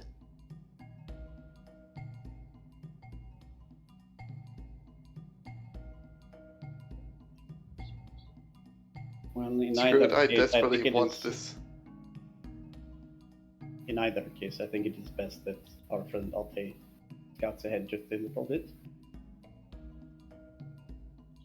Well, who's got better sneaking? And preferably not wearing full plate armor. And is also a walking, talking robot. Well, I was going to say I could do it, but I'm not that third thing. So I can't then. I said not a walking, talking robot. You said A rockin' not in talking full robot? chain. Actually, by the way you list your things, the not wasn't implied on the walking, talking robot. Doesn't imply the fact that the person who has to go must be one. I'm lost. By the way, You're Are you saying going to because- scout ahead, or do I need to throw you? you have moved up a little bit more, Warden, so you can see a little bit more out this way. Yay. You gotta go full text to speech. Yay. Woo!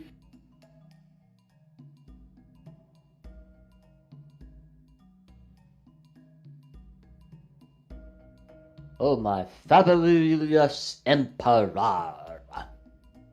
There you The go. emperor of mankind. Yes? So who's scouting? Well, I'm going to ignore the part about the fact that I'm not a robot and go ahead and scout anyway. I could say, I believe we were about to kick Alte into the intersection. We're gonna use him as bait. Come on, I Bait will implies be something right you back. catch me. Alright, go ahead and roll stealth, June. Alright. Nice. Alright, and you're just moving up to like here? Move around. Just peek around the corner. Taking my time. Alright, do you have dark vision? Yes. I'm the only person in this team who naturally has it beyond the dragon. Okay. I have no perception, but yeah, I can see. Just not very well. You can see the obvious that is in front of you.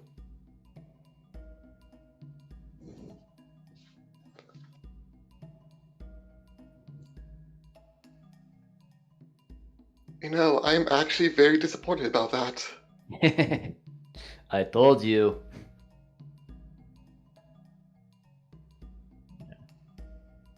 Might as well just do it that way.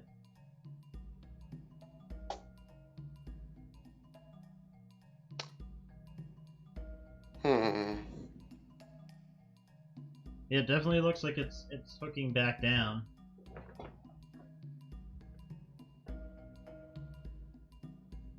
Yep, that seems to go that way. And I will say, now that you guys are up here, you do see those same tracks kind of heading down this way. Hmm. I wonder if the ants worship whatever it is Callium saw.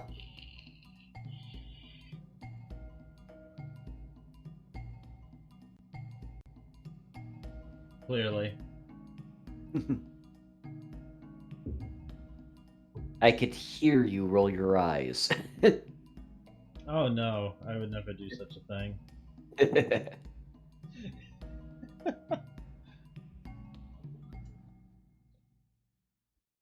You guys want to do a collapsing retreat? Or keep using intersections and spots to shoot at it before running away? I mean, I thought our attempt was to not fight those things right now. I mean, we're going to have to fight them.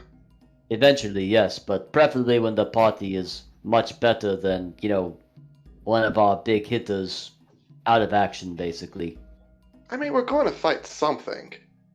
We continue on, there's going to be something else, we're going to come across it and we're going to kill it. So the optional thing is either we kill this thing, or go forward and kill something else. You're not getting out of killing something.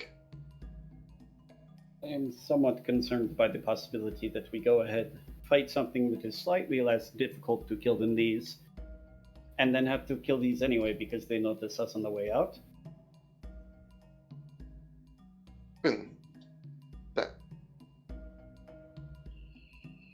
I mean, look, if you guys want to go ahead and kill these things now, I'm all for it.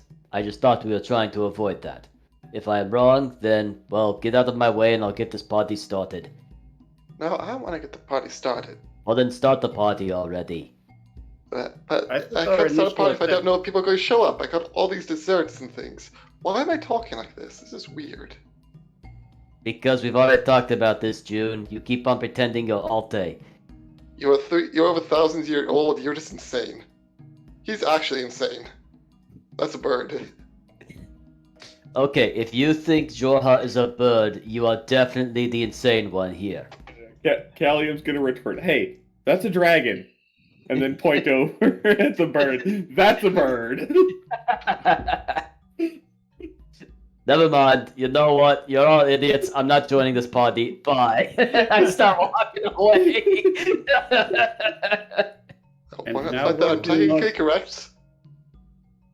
And now Warden It's a one-blooded egg-laying vertebrate. I'm correct. It's a bird.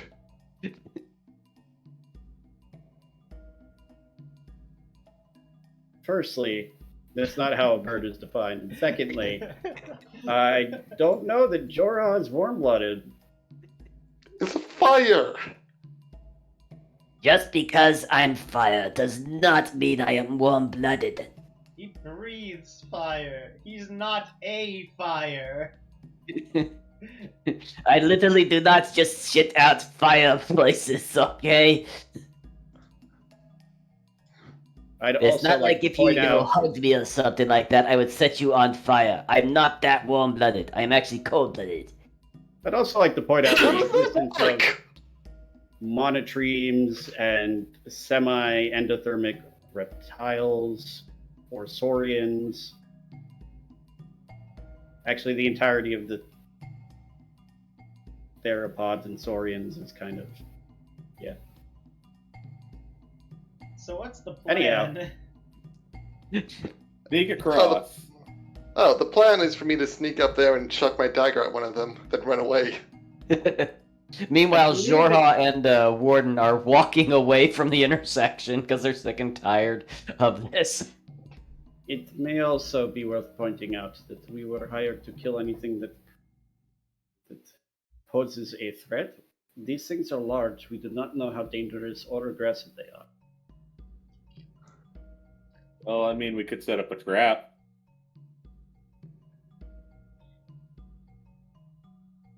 I mean, when has anything being dangerous and not stopped us from killing things? It's kind of something we do. I mean, Jorha or Callium kind of stopped us from killing things. At least for a minute there. Yeah, because Plus, right? Wait. What? I bring this up because our mission is to kill things that may... How did they word it? That could prove a threat to the safety of any nearby settlements or trade caravans. These things may be legitimately difficult to fight, but also so non-aggressive that they are essentially non-threatening.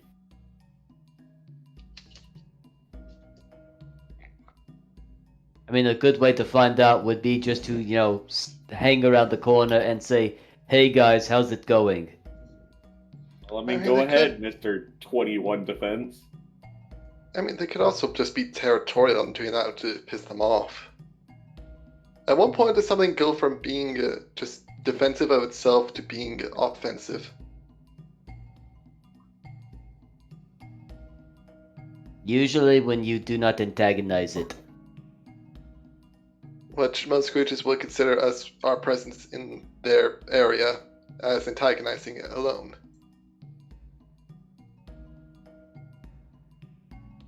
Like if I broke into your house and just started stabbing your pets and, I guess plants, you'd probably be angry with me too. I get the feeling those aren't pets because they're eating them. I guess it'd be closer to raiding your stalker. No, Not that word. Pantry. because again, we killed those things for them, so it made them getting a meal much easier. Besides, if you broke into my house, you would have a lot of things to worry about. I think the entire breaking into the house was supposed to be like a simile. It's supposed to like be an example about why they would be upset with us being here. Not like a 1-to-1 ratio. Well, Callium's just gonna walk across. Still walking away. At this point, perhaps we should just kill them to get everyone to get over it. Or then get back here. You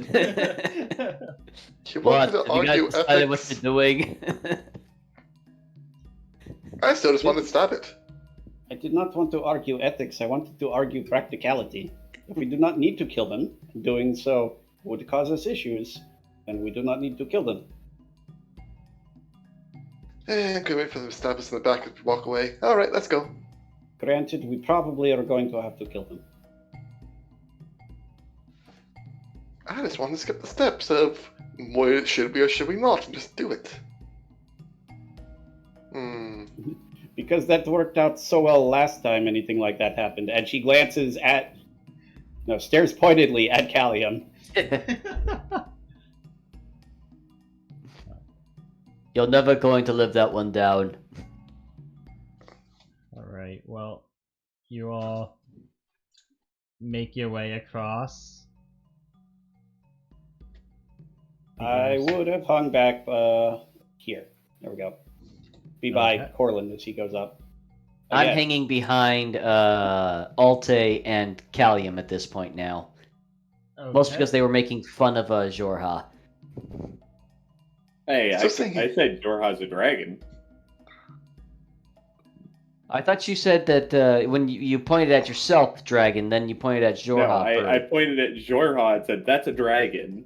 And then I pointed at Kestrel and said, that's a bird. Oh, okay, I misheard you. Okay, sorry. I feel like even like that should have probably been obvious. I don't know. Like of all the candidates to say someone is a bird, The in this literal party, bird person. yeah, kind of feel like that's the one you would assume.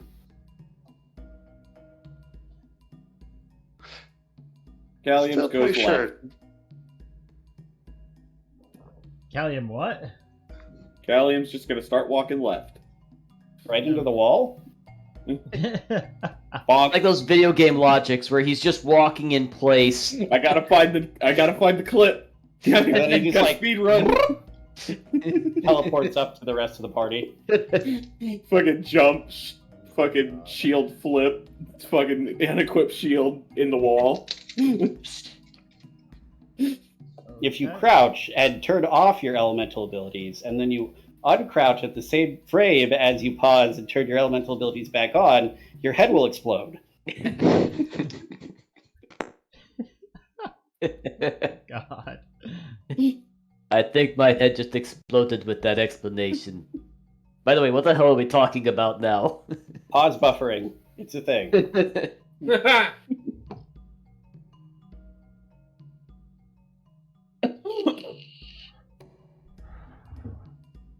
I'm Jacob, just stop trying to get into character. gonna assume I'm you just guys gonna keep going keep until I hit going. either a turn or Are you attempting to be stealthy? nope. No. Okay. Kestrel is going to be about that much further back from Callium. Actually, about that much further back from Callium. Yep, Callium decided he's bored of just going, we have to hang back. Just let him run to whatever it is. So yeah, we follow, but at enough of a distance that we could hopefully dodge out of his weird element explosion thingy. You're assuming that he expecting has him to- more elemental thingy-majiggies. He's just, it doesn't matter whether or not he does or doesn't, he's going to get attacked, and I don't want to be in the area. I don't want to be collateral damage. Well, that's fair. Just to the rest of the party. Bye, Callium. Have fun storming the castle. Sounds like something Callium would enjoy doing. I mean, I did once German suplex a house, so. There we go. And you might think I'm joking about that, but I'm not. I literally made a wrestler character. Well, and I got mean, a we lot of saw good rolls. We all Okay, saw you I'm gonna- deck a boat. I'm Callium, going to argue you can't suplex a house because it doesn't have a spine. Callium, I need you to make me a perception check. 14. Okay. Let me find these.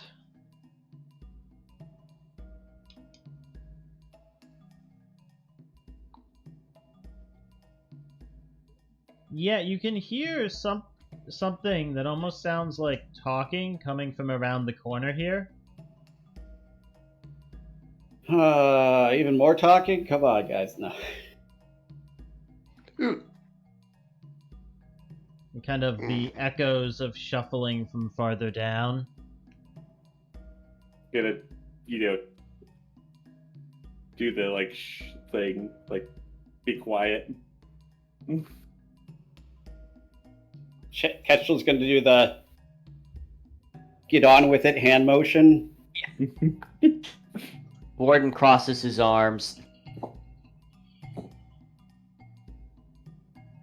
I cannot tell.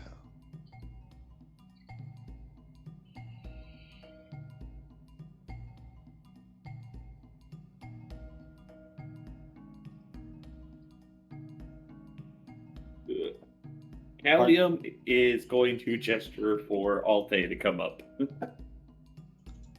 Will that be in team? I still think dragons would be closer to Kingdom, to Familia Elvis than Reptilia. I know they look like reptiles, but they're close to birds, I think, still. It's like that stupid argument that dinosaurs evolved into birds. Get over it!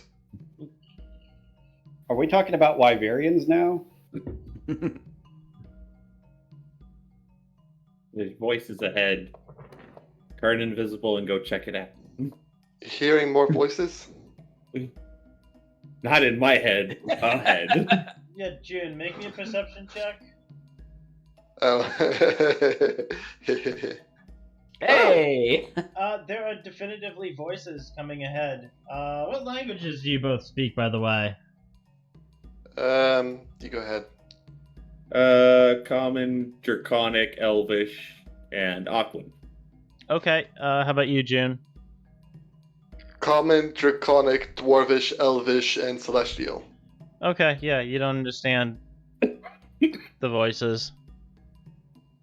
Well, it was fun.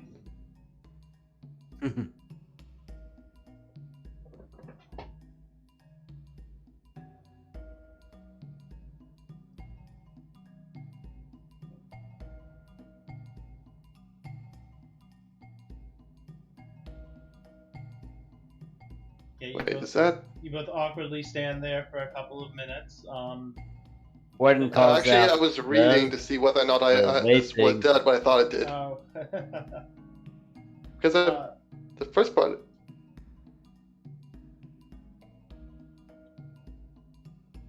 Are you casting comprehend language? The part is I want to, but it's in my book as a ritual-only spell because I can't actually cast it outside of that. So if I want to understand what they're saying, then I would have to.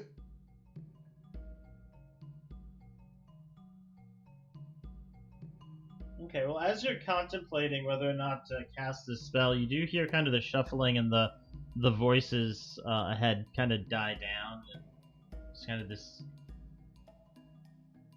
tempered silence.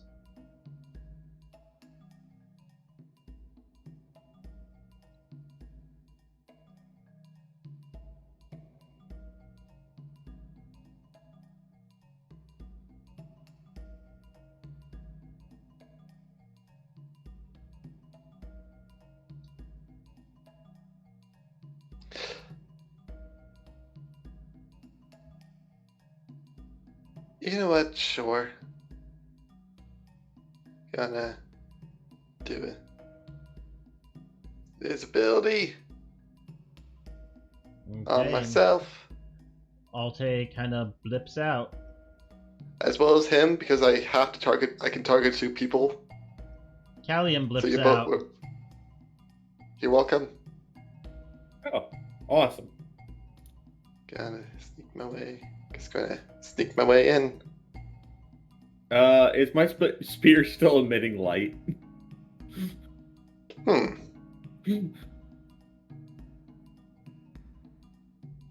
I don't, because your equipment becomes invisible with you. Huh. I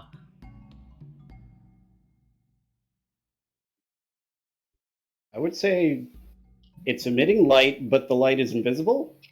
Yeah, I would say like it's emitting light for you, but not for anyone else. Alright. We just need to remember that for future instances where this happens. Because I'm gonna forget that this happened. Yeah. Ultra. Alright. It's like you're. Alright. It's like some kind of ultraviolet light. You're just like beaming infrared everywhere.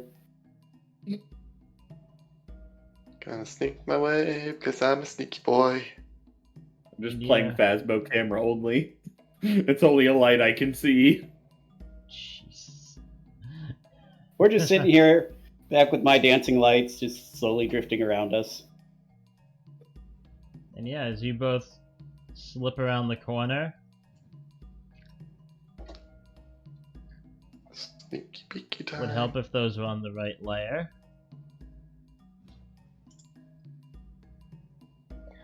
No, what I do?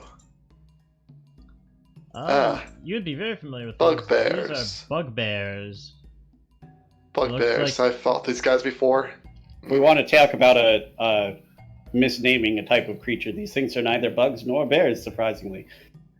But yes, no, you see 3 bugbears ahead of you at the other end of the cavern, kind of looking down your way, kind of peering through the darkness.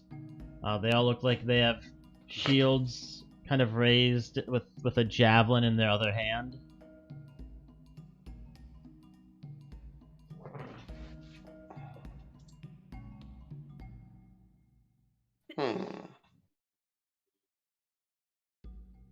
They don't seem to be moving forward. They seem to be kind of holding their position where they are.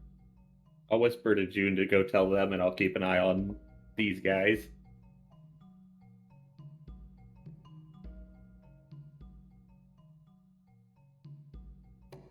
Can you even see them, Callium? I mean, how far does light give? 20 feet normal, 20 feet dim. So no, you cannot I see can't them. see them. They're just outside of your range. But you do hear June say that Alte said there are bugbears. Well, then I'll whisper that he needs to tell the others.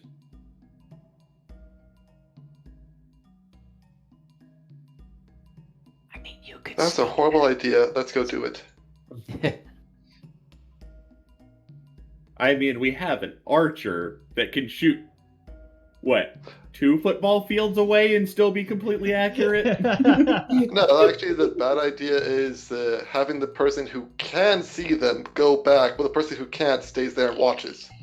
Yeah, but if they move forward, It's too dumb to understand that that's a bad idea. It does it anyway. Are you moving forward, Callium? Nope. Okay, cool. Because if they move forward, they go into the dim light and I can see them. Okay. So as long as they don't move forward, then there's nothing to worry about. Okay.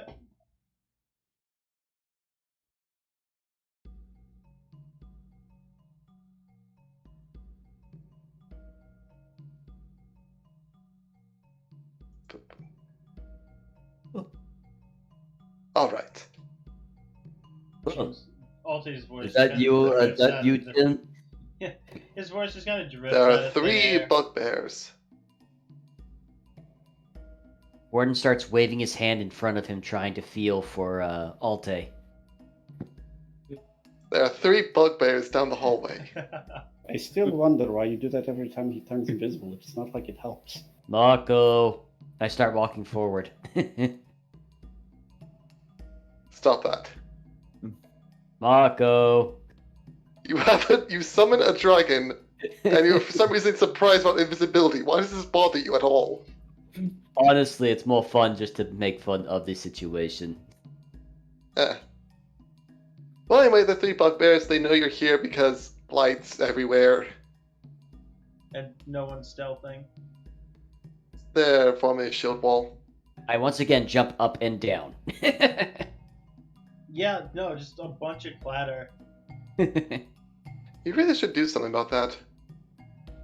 Get some, rope or something, just tie that to you tighter. It's more so the fact that the plates themselves rub up against each other.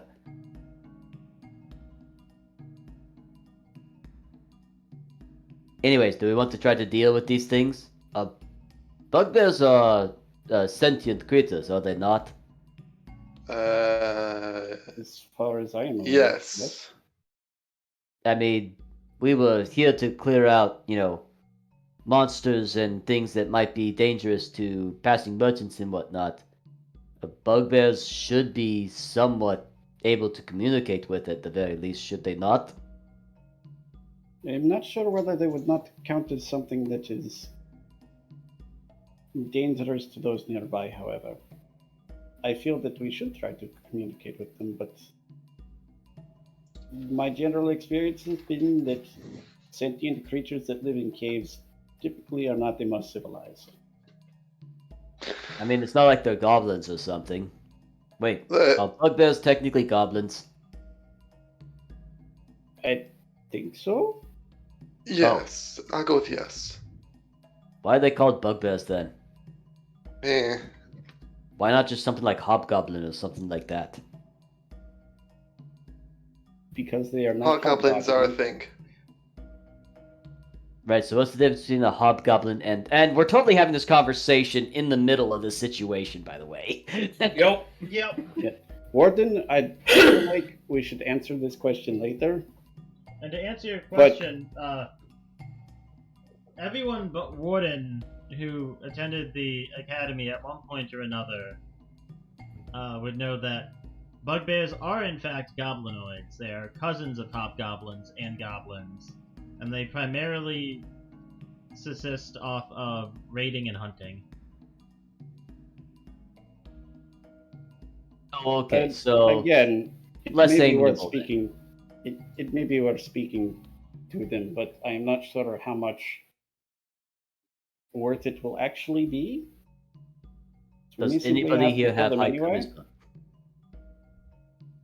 Kestrel just looks at you. Alte's looking at you too, but you can't see him doing it. Don't look at me. I'm a giant walking, talking shield. I do not have charisma. I have armor. That is all. You are made of metal. I should not be surprised you are so dense.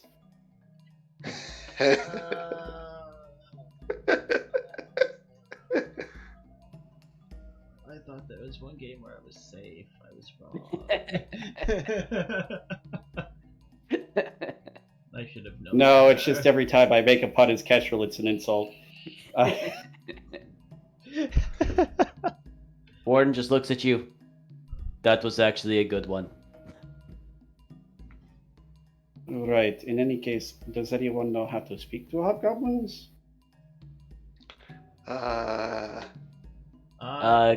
Again, everyone but Warden who attended the academy at one point or another, either here or in another city, which would include Callium because he's technically an adventurer. Well, Callium might not have ever attended an academy, but from his experience as an adventurer, he went to get an adventurer's license and shit because it was convenient. yeah, Got like what are those in the mail diplomas? yeah, basically. Got your GED. Hobgoblins do speak Goblin, and occasionally you can find goblinoids that speak Common.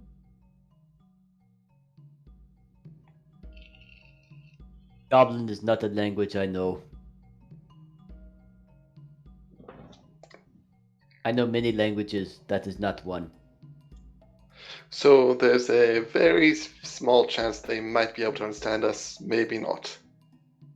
Yes, but I'm sure if we go out as a group, ready for battle, looking very imposing, that it'll disarm them and make them more amiable to our situation. Are you sure about that? That was called sarcasm. Bazinga. Honestly, it sounds the same whether you are sarcasming or not. I'm a robot. All I can do is raise my volume. I cannot change my tone. That sounds like a you problem. It totally is a me problem.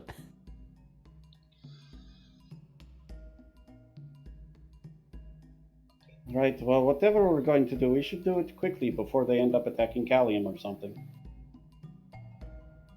How long does that invisibility thing last for? We can just wait them out.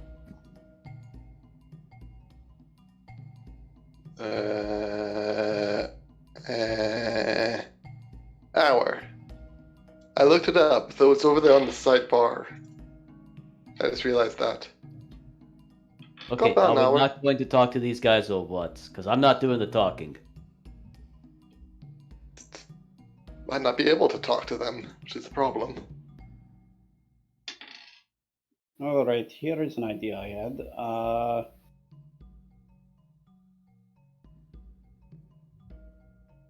Alte, you go in the front of us so that you are invisible for any surprise. I am going to try and yell at them down the hallway and hope.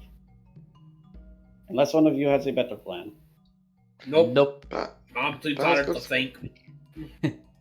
Alright, Warden, you and Corland come up a bit with me. I'm gonna come up to about here.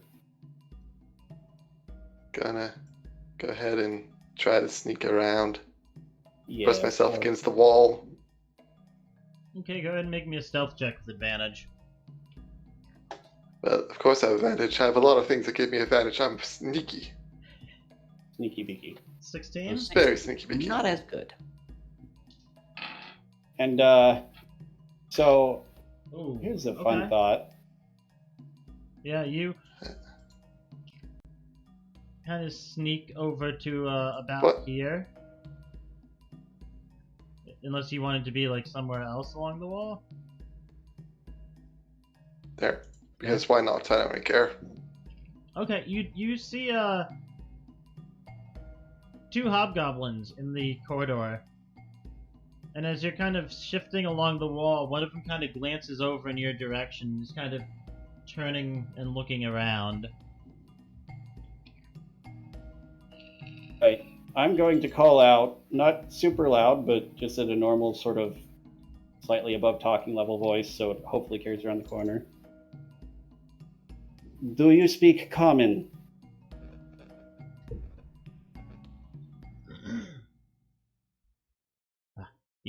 Yes, we speak.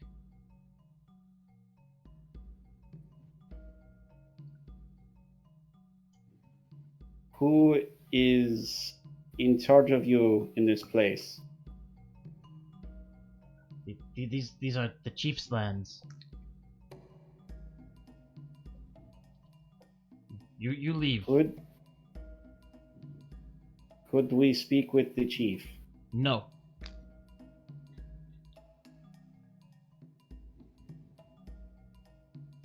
You leave.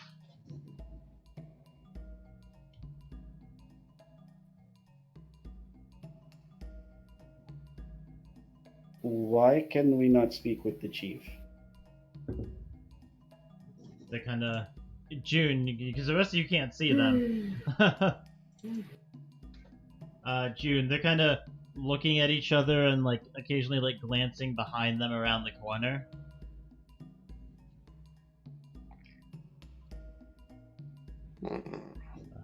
No, only Chief makes rules.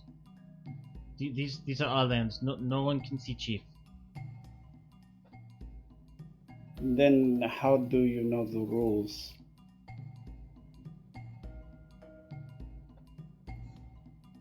Make me persuasion check.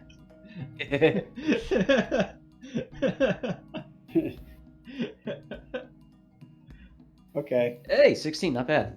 Perfectly average. They kind of go quiet from around the corner, Kestrel. June, they're kind of like looking at each other, like their heads cocked a bit. Chief said these are lands. No intruders welcome. What about visitors?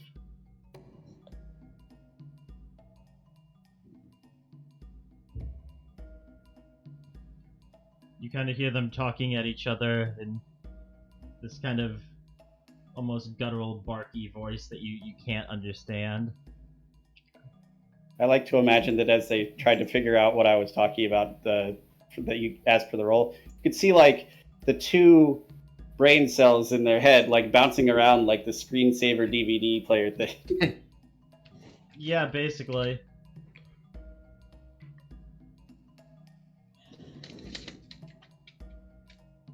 Would one of you perhaps be able to ask your chief if he will come speak to us?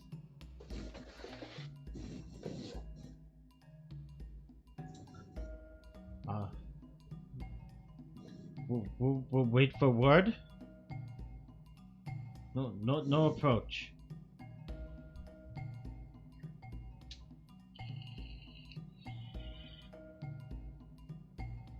How long will this take?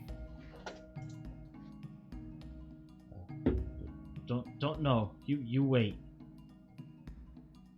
And they're both kind of glancing back, Illiren, kind of down the cave that way.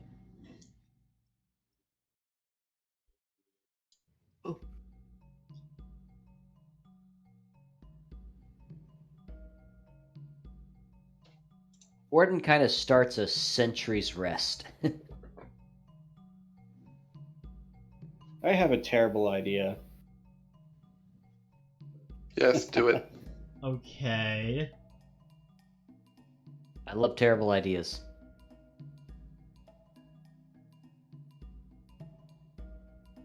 I just... You know how we wanted to test whether those things were aggressive? Oh god, yes. Could we maybe find a way to lure them into the hobgoblins? You could certainly try.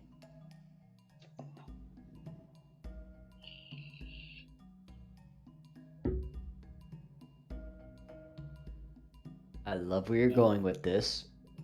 Like, I'm not sure if that, like, now is the time to be thinking of this, but that seems like it would be a really cool thing to do if they turned out to be just incredibly hostile. But also a terrible idea if they turn out not to be 100% hostile.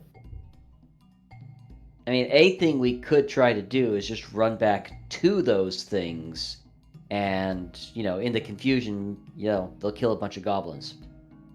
Or hobgoblins. Or bugbears. Whatever the bleep these things are called again. Bugbears.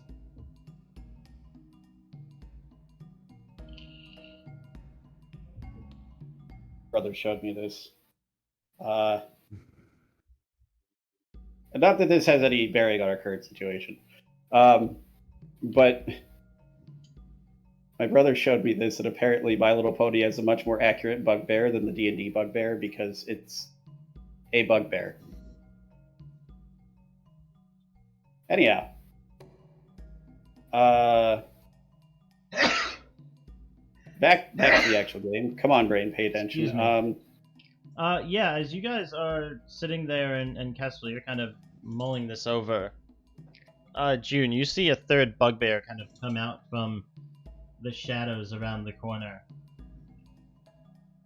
And kind of starts talking to these two in a language you don't understand. A language he doesn't understand after he cast Comprehend Languages? He didn't cast Comprehend Languages. It's a ritual for him, so it would take him too long. Okay, I see. I thought he linked it because he cast it. Would be nice if I did. Didn't have time. And June, you see this third bugbear kind of step out and kind of you see it call down the hall. Yeah. Chief, not expecting visitors.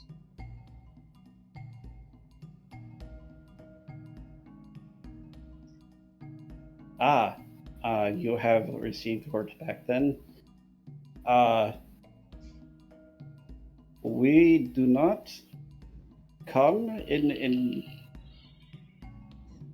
I'm trying to pick the best word so that it's clear what we mean. We wish to speak with the chief as unexpected visitors, but not invaders.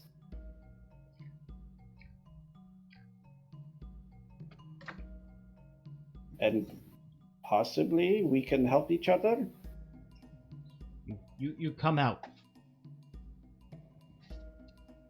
And what guarantee do I have that you will not just shoot me?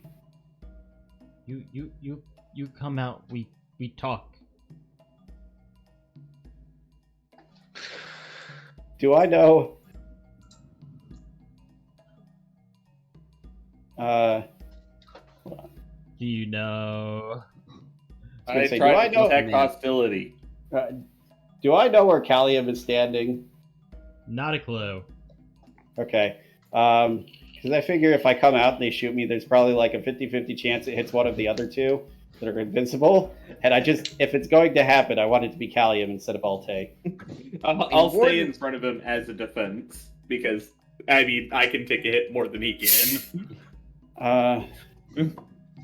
Warden's kind of trying to shield you as best he can right now, so. I feel like we are talking right now without me coming out. Why do you wish me to come out?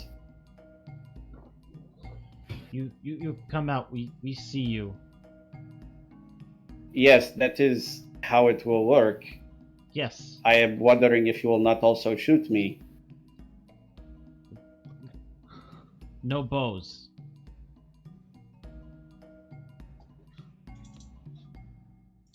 Alte, in fact, they don't look like they have any bows. You don't? I'm technically telling the truth, yeah. You do not have bows? No. No bows. Why not? No bows. Not given. Are they telling the truth? Does Kestrel think they're telling the truth? Roll me an insight check. No. Hard to They're tell. lying. Hard to tell. Can't read Yeah, 'em. failed insight isn't you get the wrong answer, it's you don't know. Unless it's funnier sometimes. But alright. I will step out.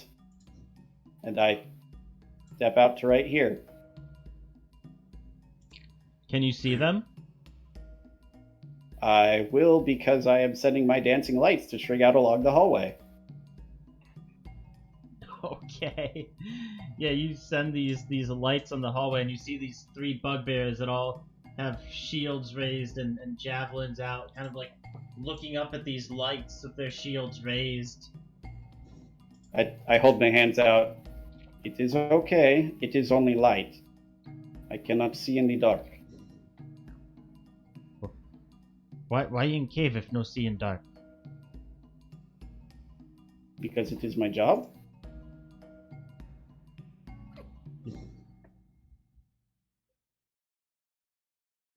Oh. Like, the minute where they're like their brains are processing. Yeah. Yeah. They're bugbears. They're not very intelligent. Yeah. So for reference, yeah, that thing I posted in general, that is not what a D&D bugbear is at all. Yeah, but it's no. really, I actually think the design is pretty cool. They are bugbears. They have bugbear level intelligence. That is actually really cool looking. Yeah, I thought so. Why meet Chief? We wish to make sure that any threat to those who pass through this place or the surrounding area is not going to be a problem. And if we can speak with your chief, you may be able to find an agreement that... These chief lands. Yes, this cave is your chief's lands. All areas chief lands. This mountain chief lands. Warden kind of lets out, there it is. If all areas are chief's lands, then how come he does not send soldiers to protect those in his lands? All this mountain is chief's lands. I'm not sure what I expected. If we speak with your chief, then perhaps we can come to an agreement about who may use his lands and why to go to other lands. Who we? Only you. And you kind of see this one kind of turn and kind of say something to him. And kind of like gesture over to this area of the cave wall.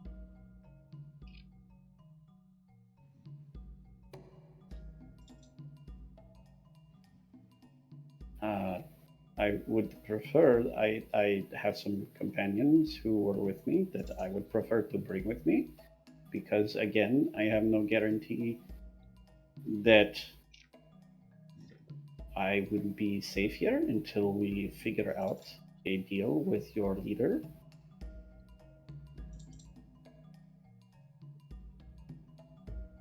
Others come out. I'm not sure all of them can. Warden kind of, well, he goes to squeeze by. I don't know if he would kind of bump into Callium or not. Yeah, you'll bump into Callium. Oof. Kinda. Something there. And he kind of... Stop moving. Everybody just... There. This is the perfect representation of that awkward, hold on, how can I get through here, shuffle. Yeah. He kind of just squeezes through, and Jorha kind of squeezes behind you. Yeah, they see Jorha, and they all, like, take a step back. Oh, monster! You bring monster! Do you have... No, this one is friendly for us. He just kind of purrs as you pet his head. You, as long as you are friendly to us as well. Do you have issues with the monsters in these caverns? Are you trying to intimidate or be diplomatic? I am attempting to be diplomatic. Okay, make me a... I was gonna say a diplomacy check, but that's 3.5. Make me a persuasion check. Can I give advantage because Jorha is trying to look friendly, given the big old puppy eyes? They kind of... It doesn't look like he needed it. They kind of, like, keep their guard up, Like, no, monsters in this cave, no threat. Not here. Interesting. So those large worm-like things in that direction, you could go up to them and they will not hurt you? What worms? Sort of point in the general direction. There are some large ones. I did not catch too good of a glimpse of them myself, but they were eating some of the smaller ones that we had killed. No, scavengers. Avoid them. No bother us. Right. And there are no other creatures in these caves besides yourselves and these worms? Other creatures, no come here.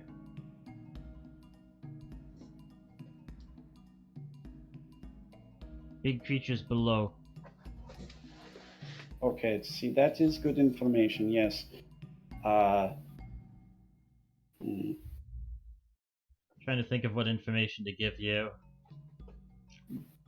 Do you know perhaps if your chief would be interested in having someone get rid of these larger monsters?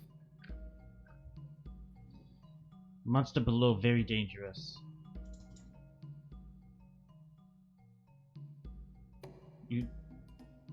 They kind of talk to amongst each other.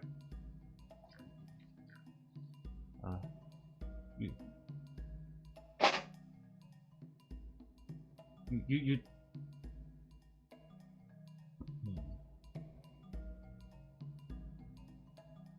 put weapons away. You talk to chief. Get rid of Big Eye and make deal.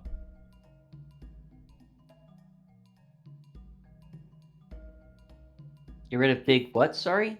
Big Eye. Oh, okay. What? Oh, god damn it. Is there a beholder down here? We don't know. I'm not even certain we know what a beholder is. What is Big Eye? Is that the thing that you speak of, or...? Big Eye, live below. Yes, if this thing is a problem for you and as strong as you say, then perhaps we can work together to defeat it. I would say we use that as leverage for the chief to leave the passing caravanners alone. Weapon away. Talk to chief. Yes, I am perfectly willing to talk to the chief. I am not wielding my bow. And they kind of look at you expectantly, kind of gesturing to follow them. Warden will kind of holster his bolt pistol. And Jorha will kind of arch his neck up to look a little bit more regal almost, but also as non-threatening as possible. I feel like this is probably a bad time to mention that Kestrel is practically bedecked in weapons. Yeah. Just a short sword, some daggers, a spear, a quarterstaff, a hidden blade. Callium's going to keep going along with the invisibility for now. I feel like, I'm Stay just in front that our to- visible friends are coming with us, I hope. I would hope so, unless they're planning to just, leave? Well, this job got too complicated for us. Bye. I'll go home. Yeah, it's nap time. I don't think I can do this anymore. Sorry. All right, so yes, we follow these things. Yeah. Bugbears. I want to say, unless we see them do something threatening, or we get to some guards or something, we don't really have too much to worry about. Okay, yeah, no, you all... These two down here kind of wait for the rest of you to Get between them? Yeah, okay. go around the corner. I legitimately don't think that, your standard issue bugbear guards are going to be much of an issue for us, but Bill, you still alive there? Where is June? Mostly. Where's June gonna go? I'm curious if if the two that stepped to the side are planning to follow along behind or not. Oh, well, you watch as your friends kind of disappear around the corner, and then you see one of the bugbears following along behind them. And then the last one, who really, really hopes something doesn't attack. Yes, yes, yes! The only Kinda. problem is that last bugbear just has 2 days till retirement. Oh, he Oh. does survive then. Yeah, that's always when they get you. So, are you gonna try to follow along behind them, or sit here, June? Yes, I'll follow. I'll follow along behind them. You know those monster movie monsters can sense being shit. days away from retirement. Yes. Yes. Okay. Yes. Is As it well you- I only spend months. Yeah, What June, is- as you start to move up along the wall, that bugbear, its head kind of snaps over, and it kind of shouts something back.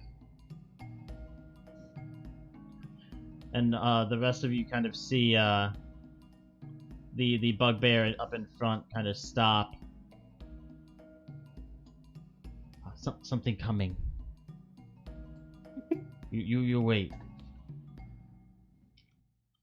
Shout something to this one. I will. Okay, tell me there's something coming. I'm gonna pull out my bow and point it south, towards the thing coming. If there is a creature here that is a threat to you, and we wish to be possible allies, then we cannot simply let it be. Yes. Can't see. What? Sound no creature.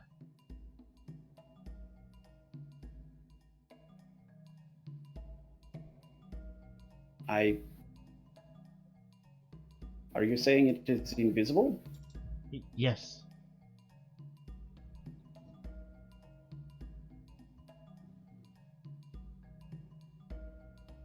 Times like this, I miss my rogue that has telepathy. Yeah. Yeah. Sorry, he rolled a natural 20 on that perception. That's the second perception nat 20 they've gotten to pick you out, June. Well, What was here when talking? Now moving.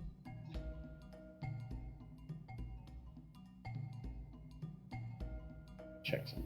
And they both kind of have their javelins up, like raised like just above their shoulder, and their shields up. Oh, for crying out loud! I'm gonna put my bow back on my back. I believe it is one of my companions trying to come with us. He has a penchant for turning invisible. Friend show. You want him to show you how he turns invisible? No, show self. Come out.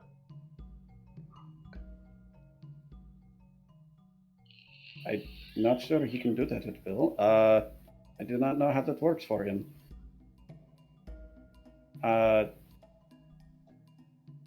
June, are you able to turn visible again? These creatures are becoming nervous at your non-visibility.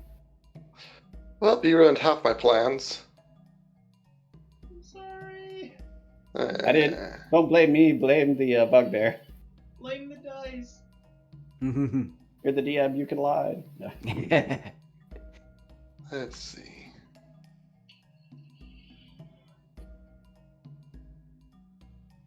Why do you think I started making my NPCs whisper rolls? I roll all of mine with physical dice. I do too sometimes. More fun that way. And I am. If it wasn't another natural 20, I would have just like passed it up. But it's the second nat 20 he's rolled to suss out June. This bugbear needs promoted. This bugbear is apparently a guard for a reason. Hey, he's doing his job very, very well. This bugbear's name is Ears Like Satellite Dish. Yeah.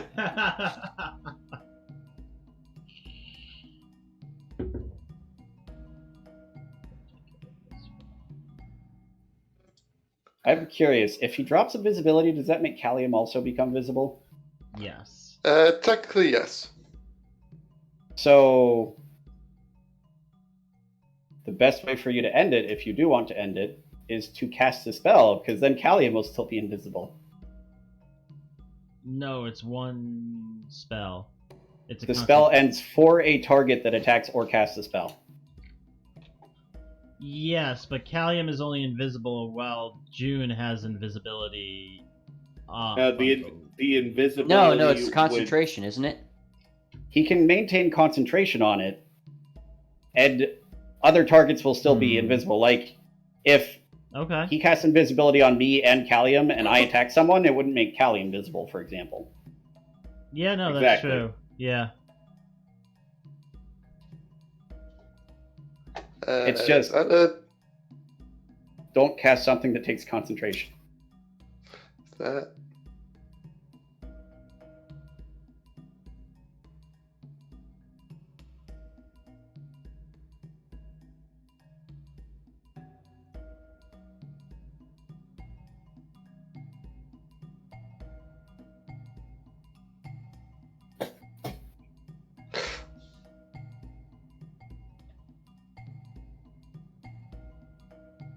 There's a very brief moment when it feels like a long time in which Alte considers his life and all the choices that led him here.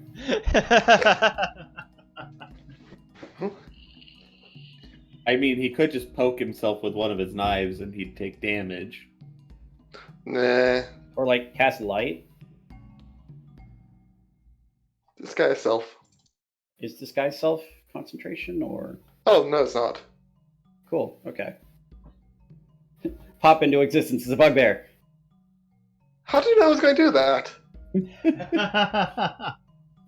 Alright, yeah, no, No, I have like horribly weird fur color. I'm basically like a smaller bugbear, but I specifically made my fur color like bright pink.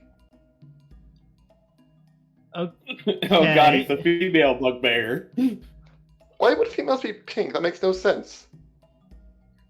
Yeah, no, I was making a joke. You pop into existence, and they both kind of like jump back a little bit. You know, I was like, if she did not call out, I probably would have killed them. Honestly, if she did not call out that I was there, I would have killed them both and run away. You bugbear. You. No, I hate people looking at me. So you can look at this instead. They kind of cock their head. You their friend. Horribly unfortunately. This one kind of steps back. You follow.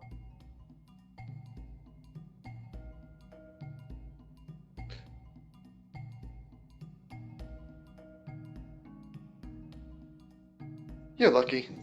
Very, very lucky.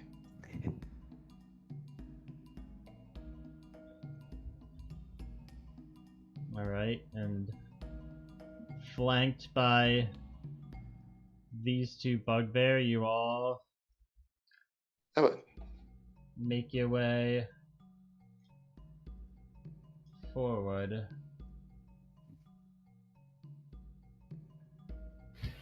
Now I have a lot of stuff to reveal. Actually, this is not going to be the best way to do this. I'm just going to do it like this, because this will be quicker.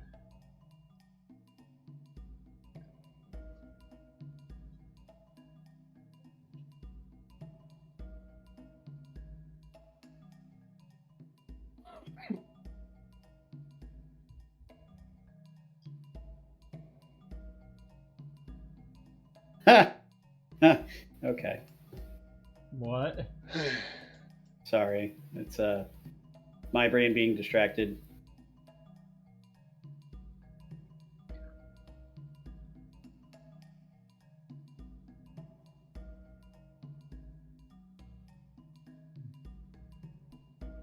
I don't know whether you actually want to know, but so. So yeah, you all following after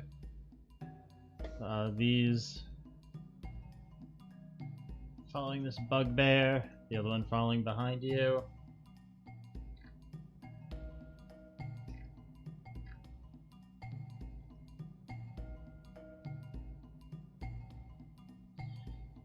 You all come to a large room with what looked like a whole group of bugbears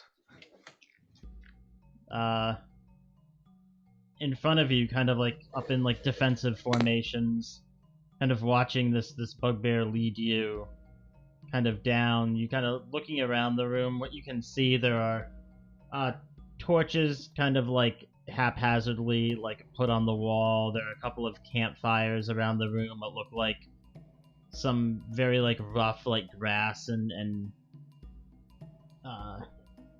like leaf beddings. There's a couple of like carts that are like half broken and on their side. Look like some like chests of like probably like food and other supplies that they've obtained from someplace.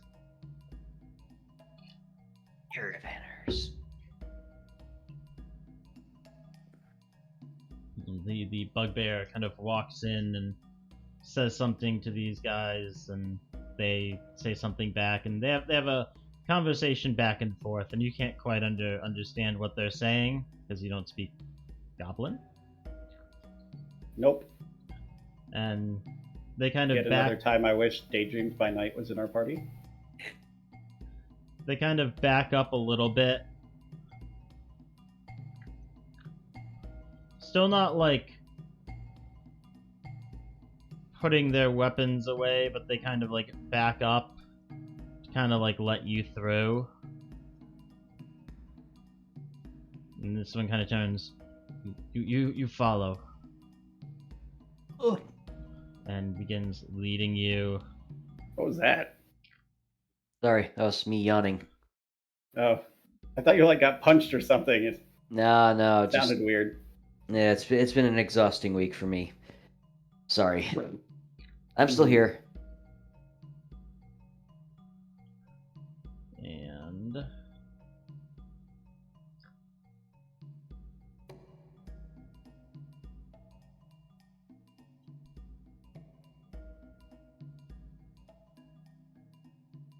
fact that I can't scroll well.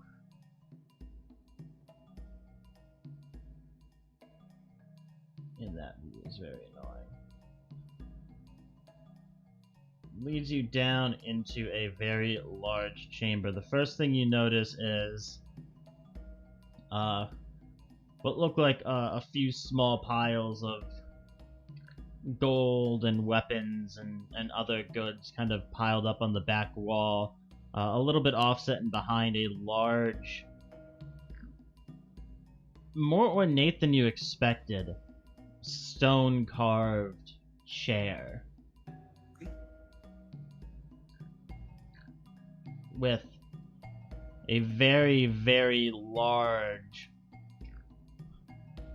armored bugbear sitting on it behind a line of 4 other bugbears.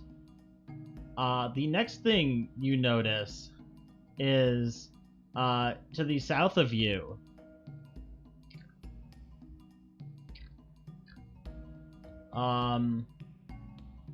A very large, massive creature.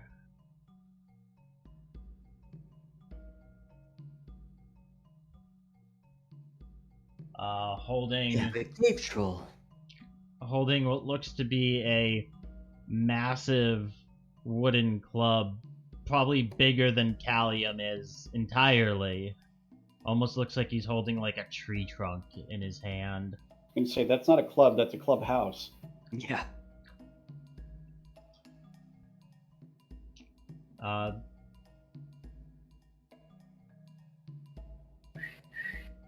This bugbear steps forward and says something. These ones are kind of looking at each other. The chief kind of barks something back, and they go back and forth, and these bugbear kind of move back, and the chief kind of looks over and barks something at this large creature who kind of lumbers kind of over to here. Kind of sits down, puts his club down next to him, and is just kind of staring off in this direction through an opening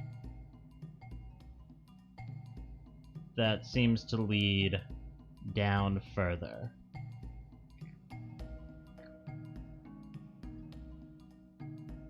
The bugbear kind of looks back at you. This chief, you talk. And he kind of walks over to the side and gestures for you all to make your way over and approach. About there-ish.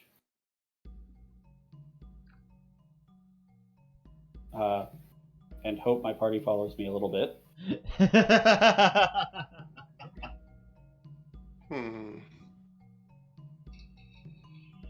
So you are the one they call chief, yes? Is anyone else following them? I mean, I am kinda still like, or wait, I don't know. I'm sticking with Kestrel or whatever's going on. My brain is like out there. Stop being so in character, Jacob. I'm sorry if I've got 2 pips of exhaustion. Warden, are you and Callium, are you following them? I will follow to here. Okay. What about Warden and Jorha? Sorry about that. Alright, what's the group doing? I had to step away for a minute. I've stepped forward, and everyone else is sort of following along with me to talk to this chief bugbear. Yeah, I'm kind of trying to keep a kind of a bodyguard type position next to Kestrel. Not between, but just try to keep her safe. Okay, yeah. Okay. You've noticed also, like, as Jorha has come in, kind of all the bugbears are like looking at each other like, what the fuck? Why is there a dragon in our house? I mean, to be fair, why is there a troll in your house? That's Uncle David. He's fine. And yeah, the bugbear chief kind of looks at you all.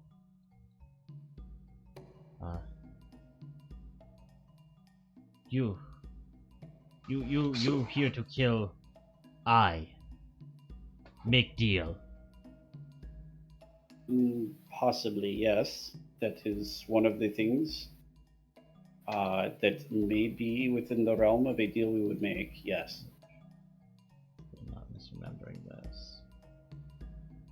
We do wish to see if there is some agreement we can come to, and we have heard that you have had trouble with some sort of eye thing.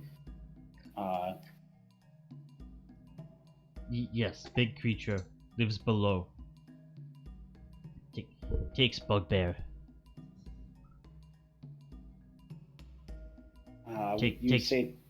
Takes bugbear, takes treasure.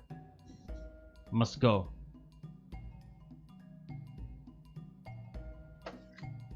Perhaps it would be best if we let you know what we wish for our end of things, and then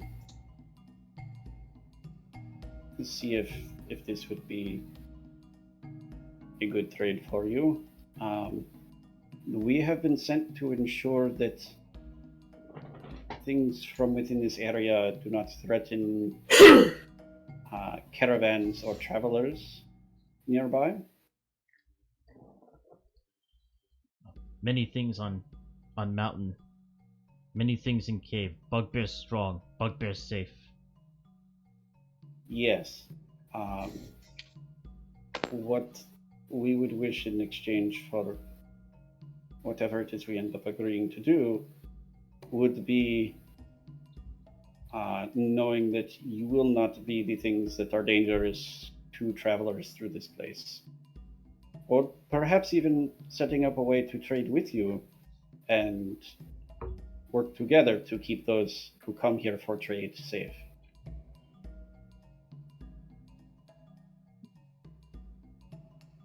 Trade is good.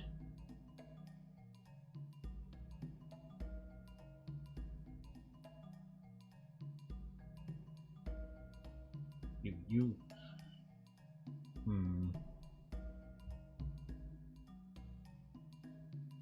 Make me a persuasion check. Roll 20, I swear, if you screw me over. Nah. Make it with advantage because you have a fucking dragon standing behind you. Well, it's a 19. Could have been way worse. I'm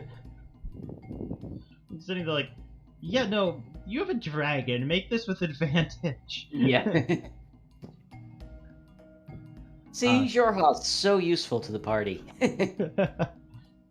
I like to imagine that Kestrel's really like trying to be earnest and nice and appear non-threatening, and then you just look over her shoulder and Jorha's like glaring at everyone. Jorha's just kind of looming over Kestrel's head like, you better say yes, bitch. Yeah. He licks his chomps every once in a while, you know? I could fucking eat you.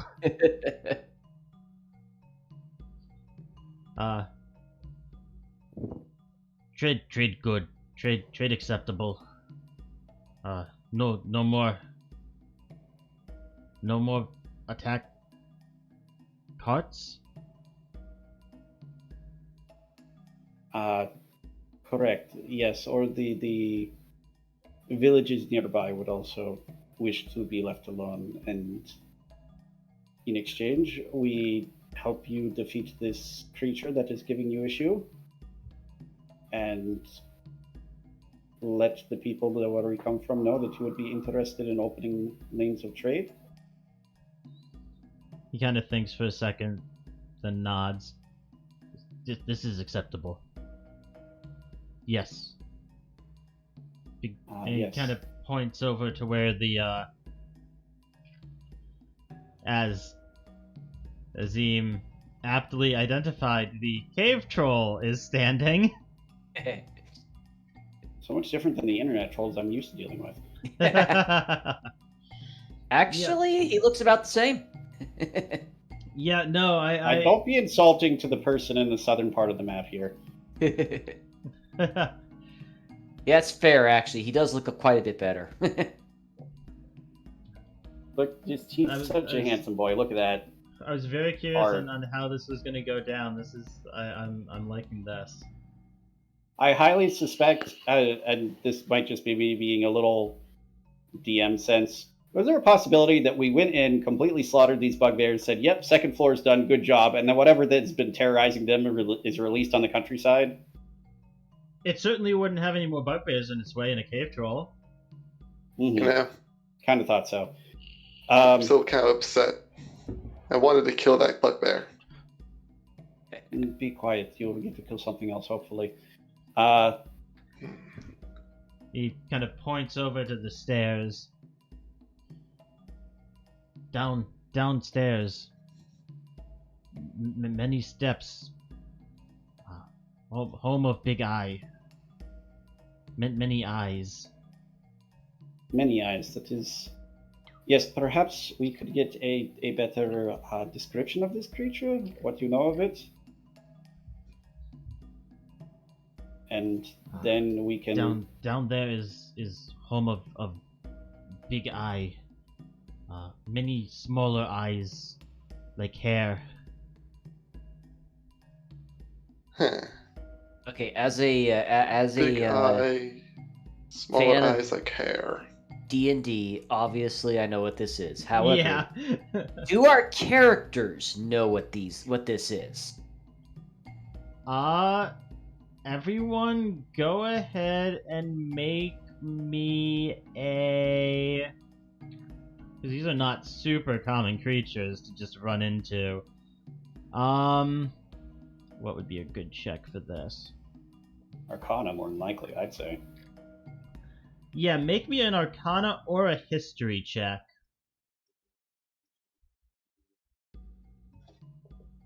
Neither one of those is great for me. Let's hope for the best. 6.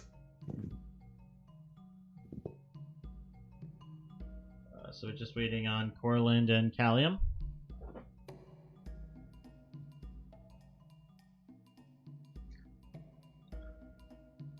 Ender and Jacob. Arcana. Arcana or History. I think I'm more versed in Arcana. I believe in you. Nope, both are 2, so. Take my good vibes. You got this. Nope, a 7. I'm still exhausted. Yep. So yeah, Kestrel and Ender, you would both. Did you just forget my character's name? I just used your name. Yeah. So, Kestrel and Callium, you would both be very familiar with, from this description, that this sounds very much like a beholder.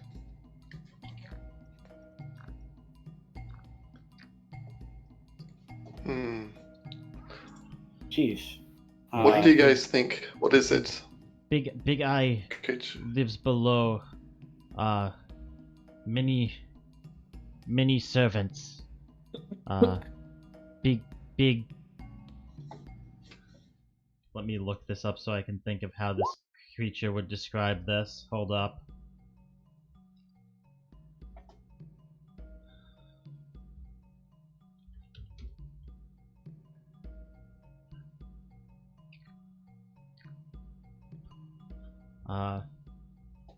Yeah, no, big guy lived below. Big guy floating. It's many smaller eyes for hair. Many servants. Stolen bugbear. Large creatures. Big.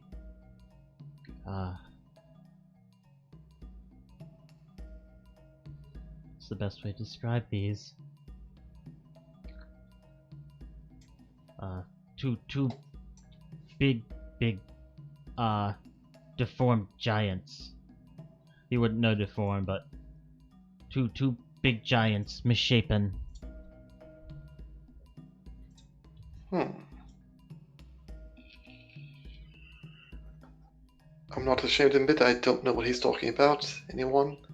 Just sort of leaning forward behind the giant robot man to try and ask. Any idea?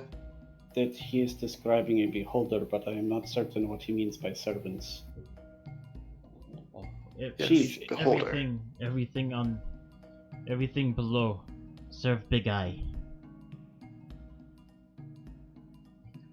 Willingly or unwillingly? I don't know about big giants. Bugbears stolen.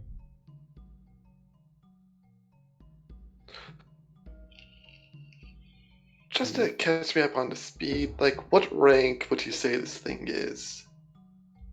Incredibly dangerous. Like, incredibly dangerous for us, incredibly dangerous for bugbears, like adventure rank? Big Eye all of the above. Big Eye has made home below many years. Warden will gesture back to Corland. Before we take this thing on, maybe trying to get Corland over there bow battle ready would be a good idea. Wait. At least one night's rest will help. Chief, I know that the foe of which you speak is a very powerful one, and I would like us to have time to prepare. And if possible, it would also be good to have you and your men to help with some of the servants that it has made. Point at the troll. We could use that. As well as any information we have so we can formulate a plan of attack so that we may be able to ensure our victory. But at the very least, we shall need time. He kind of thinks. Very well, you rest. Then Big Eye, get rid of. Everyone roll me...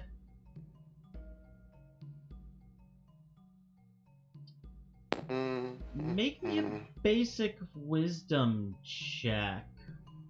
Oh boy! What Is this the to hell? recognize how terrible of an idea this is? Fine. Jeez. What the hell's your, huh? That was a shitty ass How did... roll. No, how did I get a 17? Minus 18 minus 1. 1. Eh. I don't roll that high. What is this? Is it sad that I think our best plan might legitimately be everyone like lasso the thing and I'll just continually shoot it? Probably. I'm not sure what a beholder is, but okay. I need You personally, or I need Jacob and Ender to both make wisdom checks. like you lovely. personally, or Alte? Alte doesn't, and I know they exist, and that they're kind of dangerous, generally. It's a CR13 creature that has an anti-magic code and I. Corland is too tired to think. Yeah, as you guys are standing there, Alte, Warden, and Callium, Mm-hmm.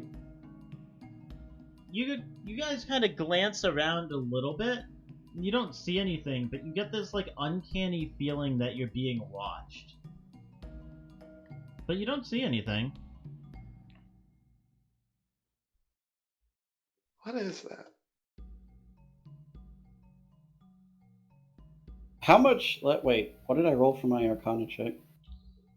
How much can I assume I know about these things? Like just some general details, or You've heard stories of them. You've probably read a couple books of them, heard stories, especially with the company that your mother keeps, and having traveled around, you've heard different rumors and tales of them. all right. And I just say it might also be worth noting, and I'm talking to the rest of the party right now, as we plan for this, that attacking one of these things in its own lair is even more difficult than otherwise. So figuring out the way to pull it out of its lair would be a good idea. If we can figure out such a way, yes. If not, we would need to find some way to either surprise it or keep it from using it to its advantage, which is much more difficult.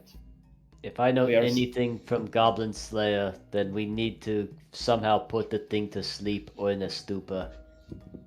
They are typically quite powerful and quite intelligent as well. Though they are arrogant. Yes, beholders know. are extremely arrogant, hyper intelligent creatures that, for lack of better description, believe that like they're also incredibly paranoid. They believe like everyone is their enemy. That they're very believe other creatures resent them. They believe that they're the most, omnipotent, powerful creatures to grace the earth with their presence, that their magical abilities dwarf those of others. Yeah, you remember, you guys know there's the book Xanathar's Guide to Everything? Yep. Xanathar's Beholder. Yeah, that's why I know they exist. Xanathar. Yes, they're very, very powerful. They levitate. They have various eye beams that have special effects. They have a cone of anti-magic. And you want us to fight this thing? Okay, let's do it. I would say with your, with your Arcana roll, Taylor. Mm-hmm. I would say that you have heard stories that people who are near where these creatures reside and make their home occasionally feel like they are being watched, and that occasionally like reality will warp in the vicinity.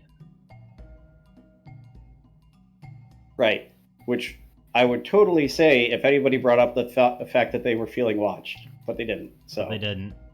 Yeah, and I didn't roll high enough for it. From what I have heard, they are quite powerful. They will sometimes shape the area around themselves in specific ways. You said this thing had a lot of eyes, correct? Yes, typically they have, like the bugbear described, they have one large central eye and then eye stalks around the crown of their head. And they're very powerful magic users? They are very strong and their abilities are magical. I do not recall if any of them are practitioners of magic specifically. This may be paranoia speaking, but any chance they can scry on us? I suppose it is possible for anything to scry on us. Yeah. Despite the fact that I don't have hairs on the back of my neck or anything, they were standing up a minute ago, like somebody was watching me. Seemed kind of weird. I have heard that it can sometimes happen near where beholders live. Again, so that wasn't just me. I do not know whether they are capable of actually casting magic or if they simply channel it through themselves. I also do not know if that is simply an effect of the beholder being nearby, or if it is a spell it casts quite often on people. Yeah, I felt it too. Most of what I have heard has been sort of secondhand. So it knows we're coming then? Possibly. Which of course makes the entire endeavor that much more complicated. Are there any known ways of dealing with these things? Like, kind of like a dragon. Can you just buy them off? Not typically, no. They are intelligent and paranoid, which is not the greatest combination when trying to negotiate with a creature.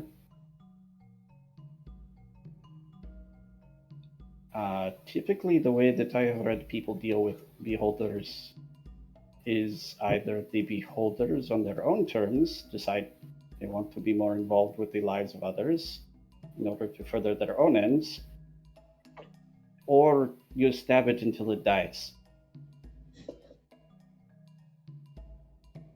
So you're saying there's a chance we don't have to stab it until it dies? There is a chance, yes, they are intelligent creatures. But it's also entirely possible that it will either consider us below its notice, not worth negotiating with, or trying to trick it somehow. Didn't you say a few seconds ago it was extremely paranoid? Yes. So wouldn't it pick the worst option of what we intend to do? Quite possibly. Again, I have only heard stories, and they are not always accurate for an individual. But generally, I would definitely consider it within the realm of possibility. that it will simply assume we wish to trick it, or take advantage of it, or something else. Either way, I think our first move is to get some rest. Yes, we will need some time to plan what it is we wish to do here and to get information. And I say in the morning we see about what kind of help the Bugbear King might be able to provide us with. Because it's sounding to me like this is something that will be very challenging, if not impossible for us as we are right now. I believe that is probably true. That is why I wish to have them help as possible. If this creature has servants, in addition to its own power, then being outnumbered would quite possibly be a problem. I do not know, and I will need to speak with the chief either before we sleep tonight or after we have rested about what these servants are. I know that there are some creatures that can magically enthrall others, such as myself, now that I think about it. Not quite to that extent, of course. I literally know the spell enthrall. So I'm not sure if it is some kind of magical enthrallment, or if perhaps they were killed and reanimated as undead. Which, if the beholder is capable of spellcraft, is not outside the realm of possibility either. It would that I think would possibly be the more direct option at the very least. If there are bugbears that are magically enthralled, then we may be able to dispel the magic upon them and gradually bring some more over to our side, but that would quite likely alert the beholder to what we're doing. If they are undead, then Corland would be able to help us deal with a good number of them, simply by... If Corland is to 100%. Of course. I mean, it's going to take two full 8-hour rests just to get rid of both exhaustion levels. I don't have any skills that's going to increase exhaustion, so if we can at least get rid of one exhaustion, I'll be good to go. Yeah. Disadvantage on ability checks isn't the worst thing to have, but it wouldn't be great in a plan. Mm-hmm. If we have a couple days, we can rest, get information, formulate a plan, maybe scout the areas, see what other resources might be nearby. Well, the Bugbear King only gave us 1 day to rest. He just said rest. Oh, okay. Yeah. I was going to say, even if he said rest for 1 day, it'd be like, yeah, we're going to need some time to plan this out. This isn't like, woohoo, Leroy Jenkins this crap. This is Ocean's 11 of the D&D world. Yeah. Yup. No, I would agree with that. We want to take a look and see what kind of resources they have and see if we can borrow any of it for taking on this guy, too. And by resources, I also mean anything nearby. Those big grub creatures, if we could find a way to turn against the beholder, might be helpful. Yep. I am up for it all. They did say those grub things were scavengers.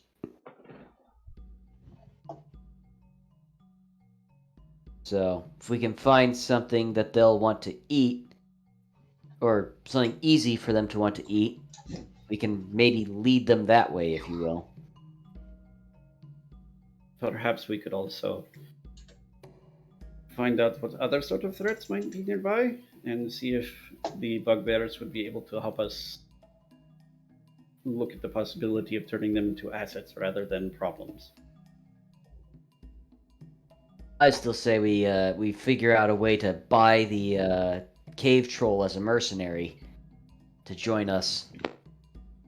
That can't hurt. If it is willingly here with the bugbears, it is likely allied with them. If we can convince all of them that we need to work together to fight this thing, even if it's just that they provide some support in allowing us to get to it, then it would be quite helpful.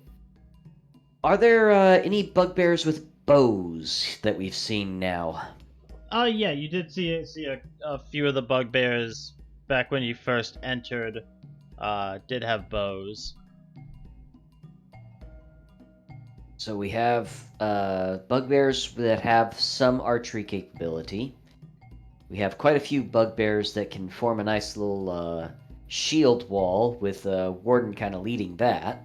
It would also be great to know if there are any bugbears with magical capabilities. Yeah. Unlikely in a tribe of this size, but that's my DM sense speaking. Now, I'm also not I'm not counting that we're going to get the bugbears to help us. They kind of want us to deal with this, but, you know, it's worth trying to convince them to help us, yes. Even if all the help they give us is, hey, you clear a path out so that we can get to this thing to kill it at 100% of our capabilities, then that's a head start right there. Yeah.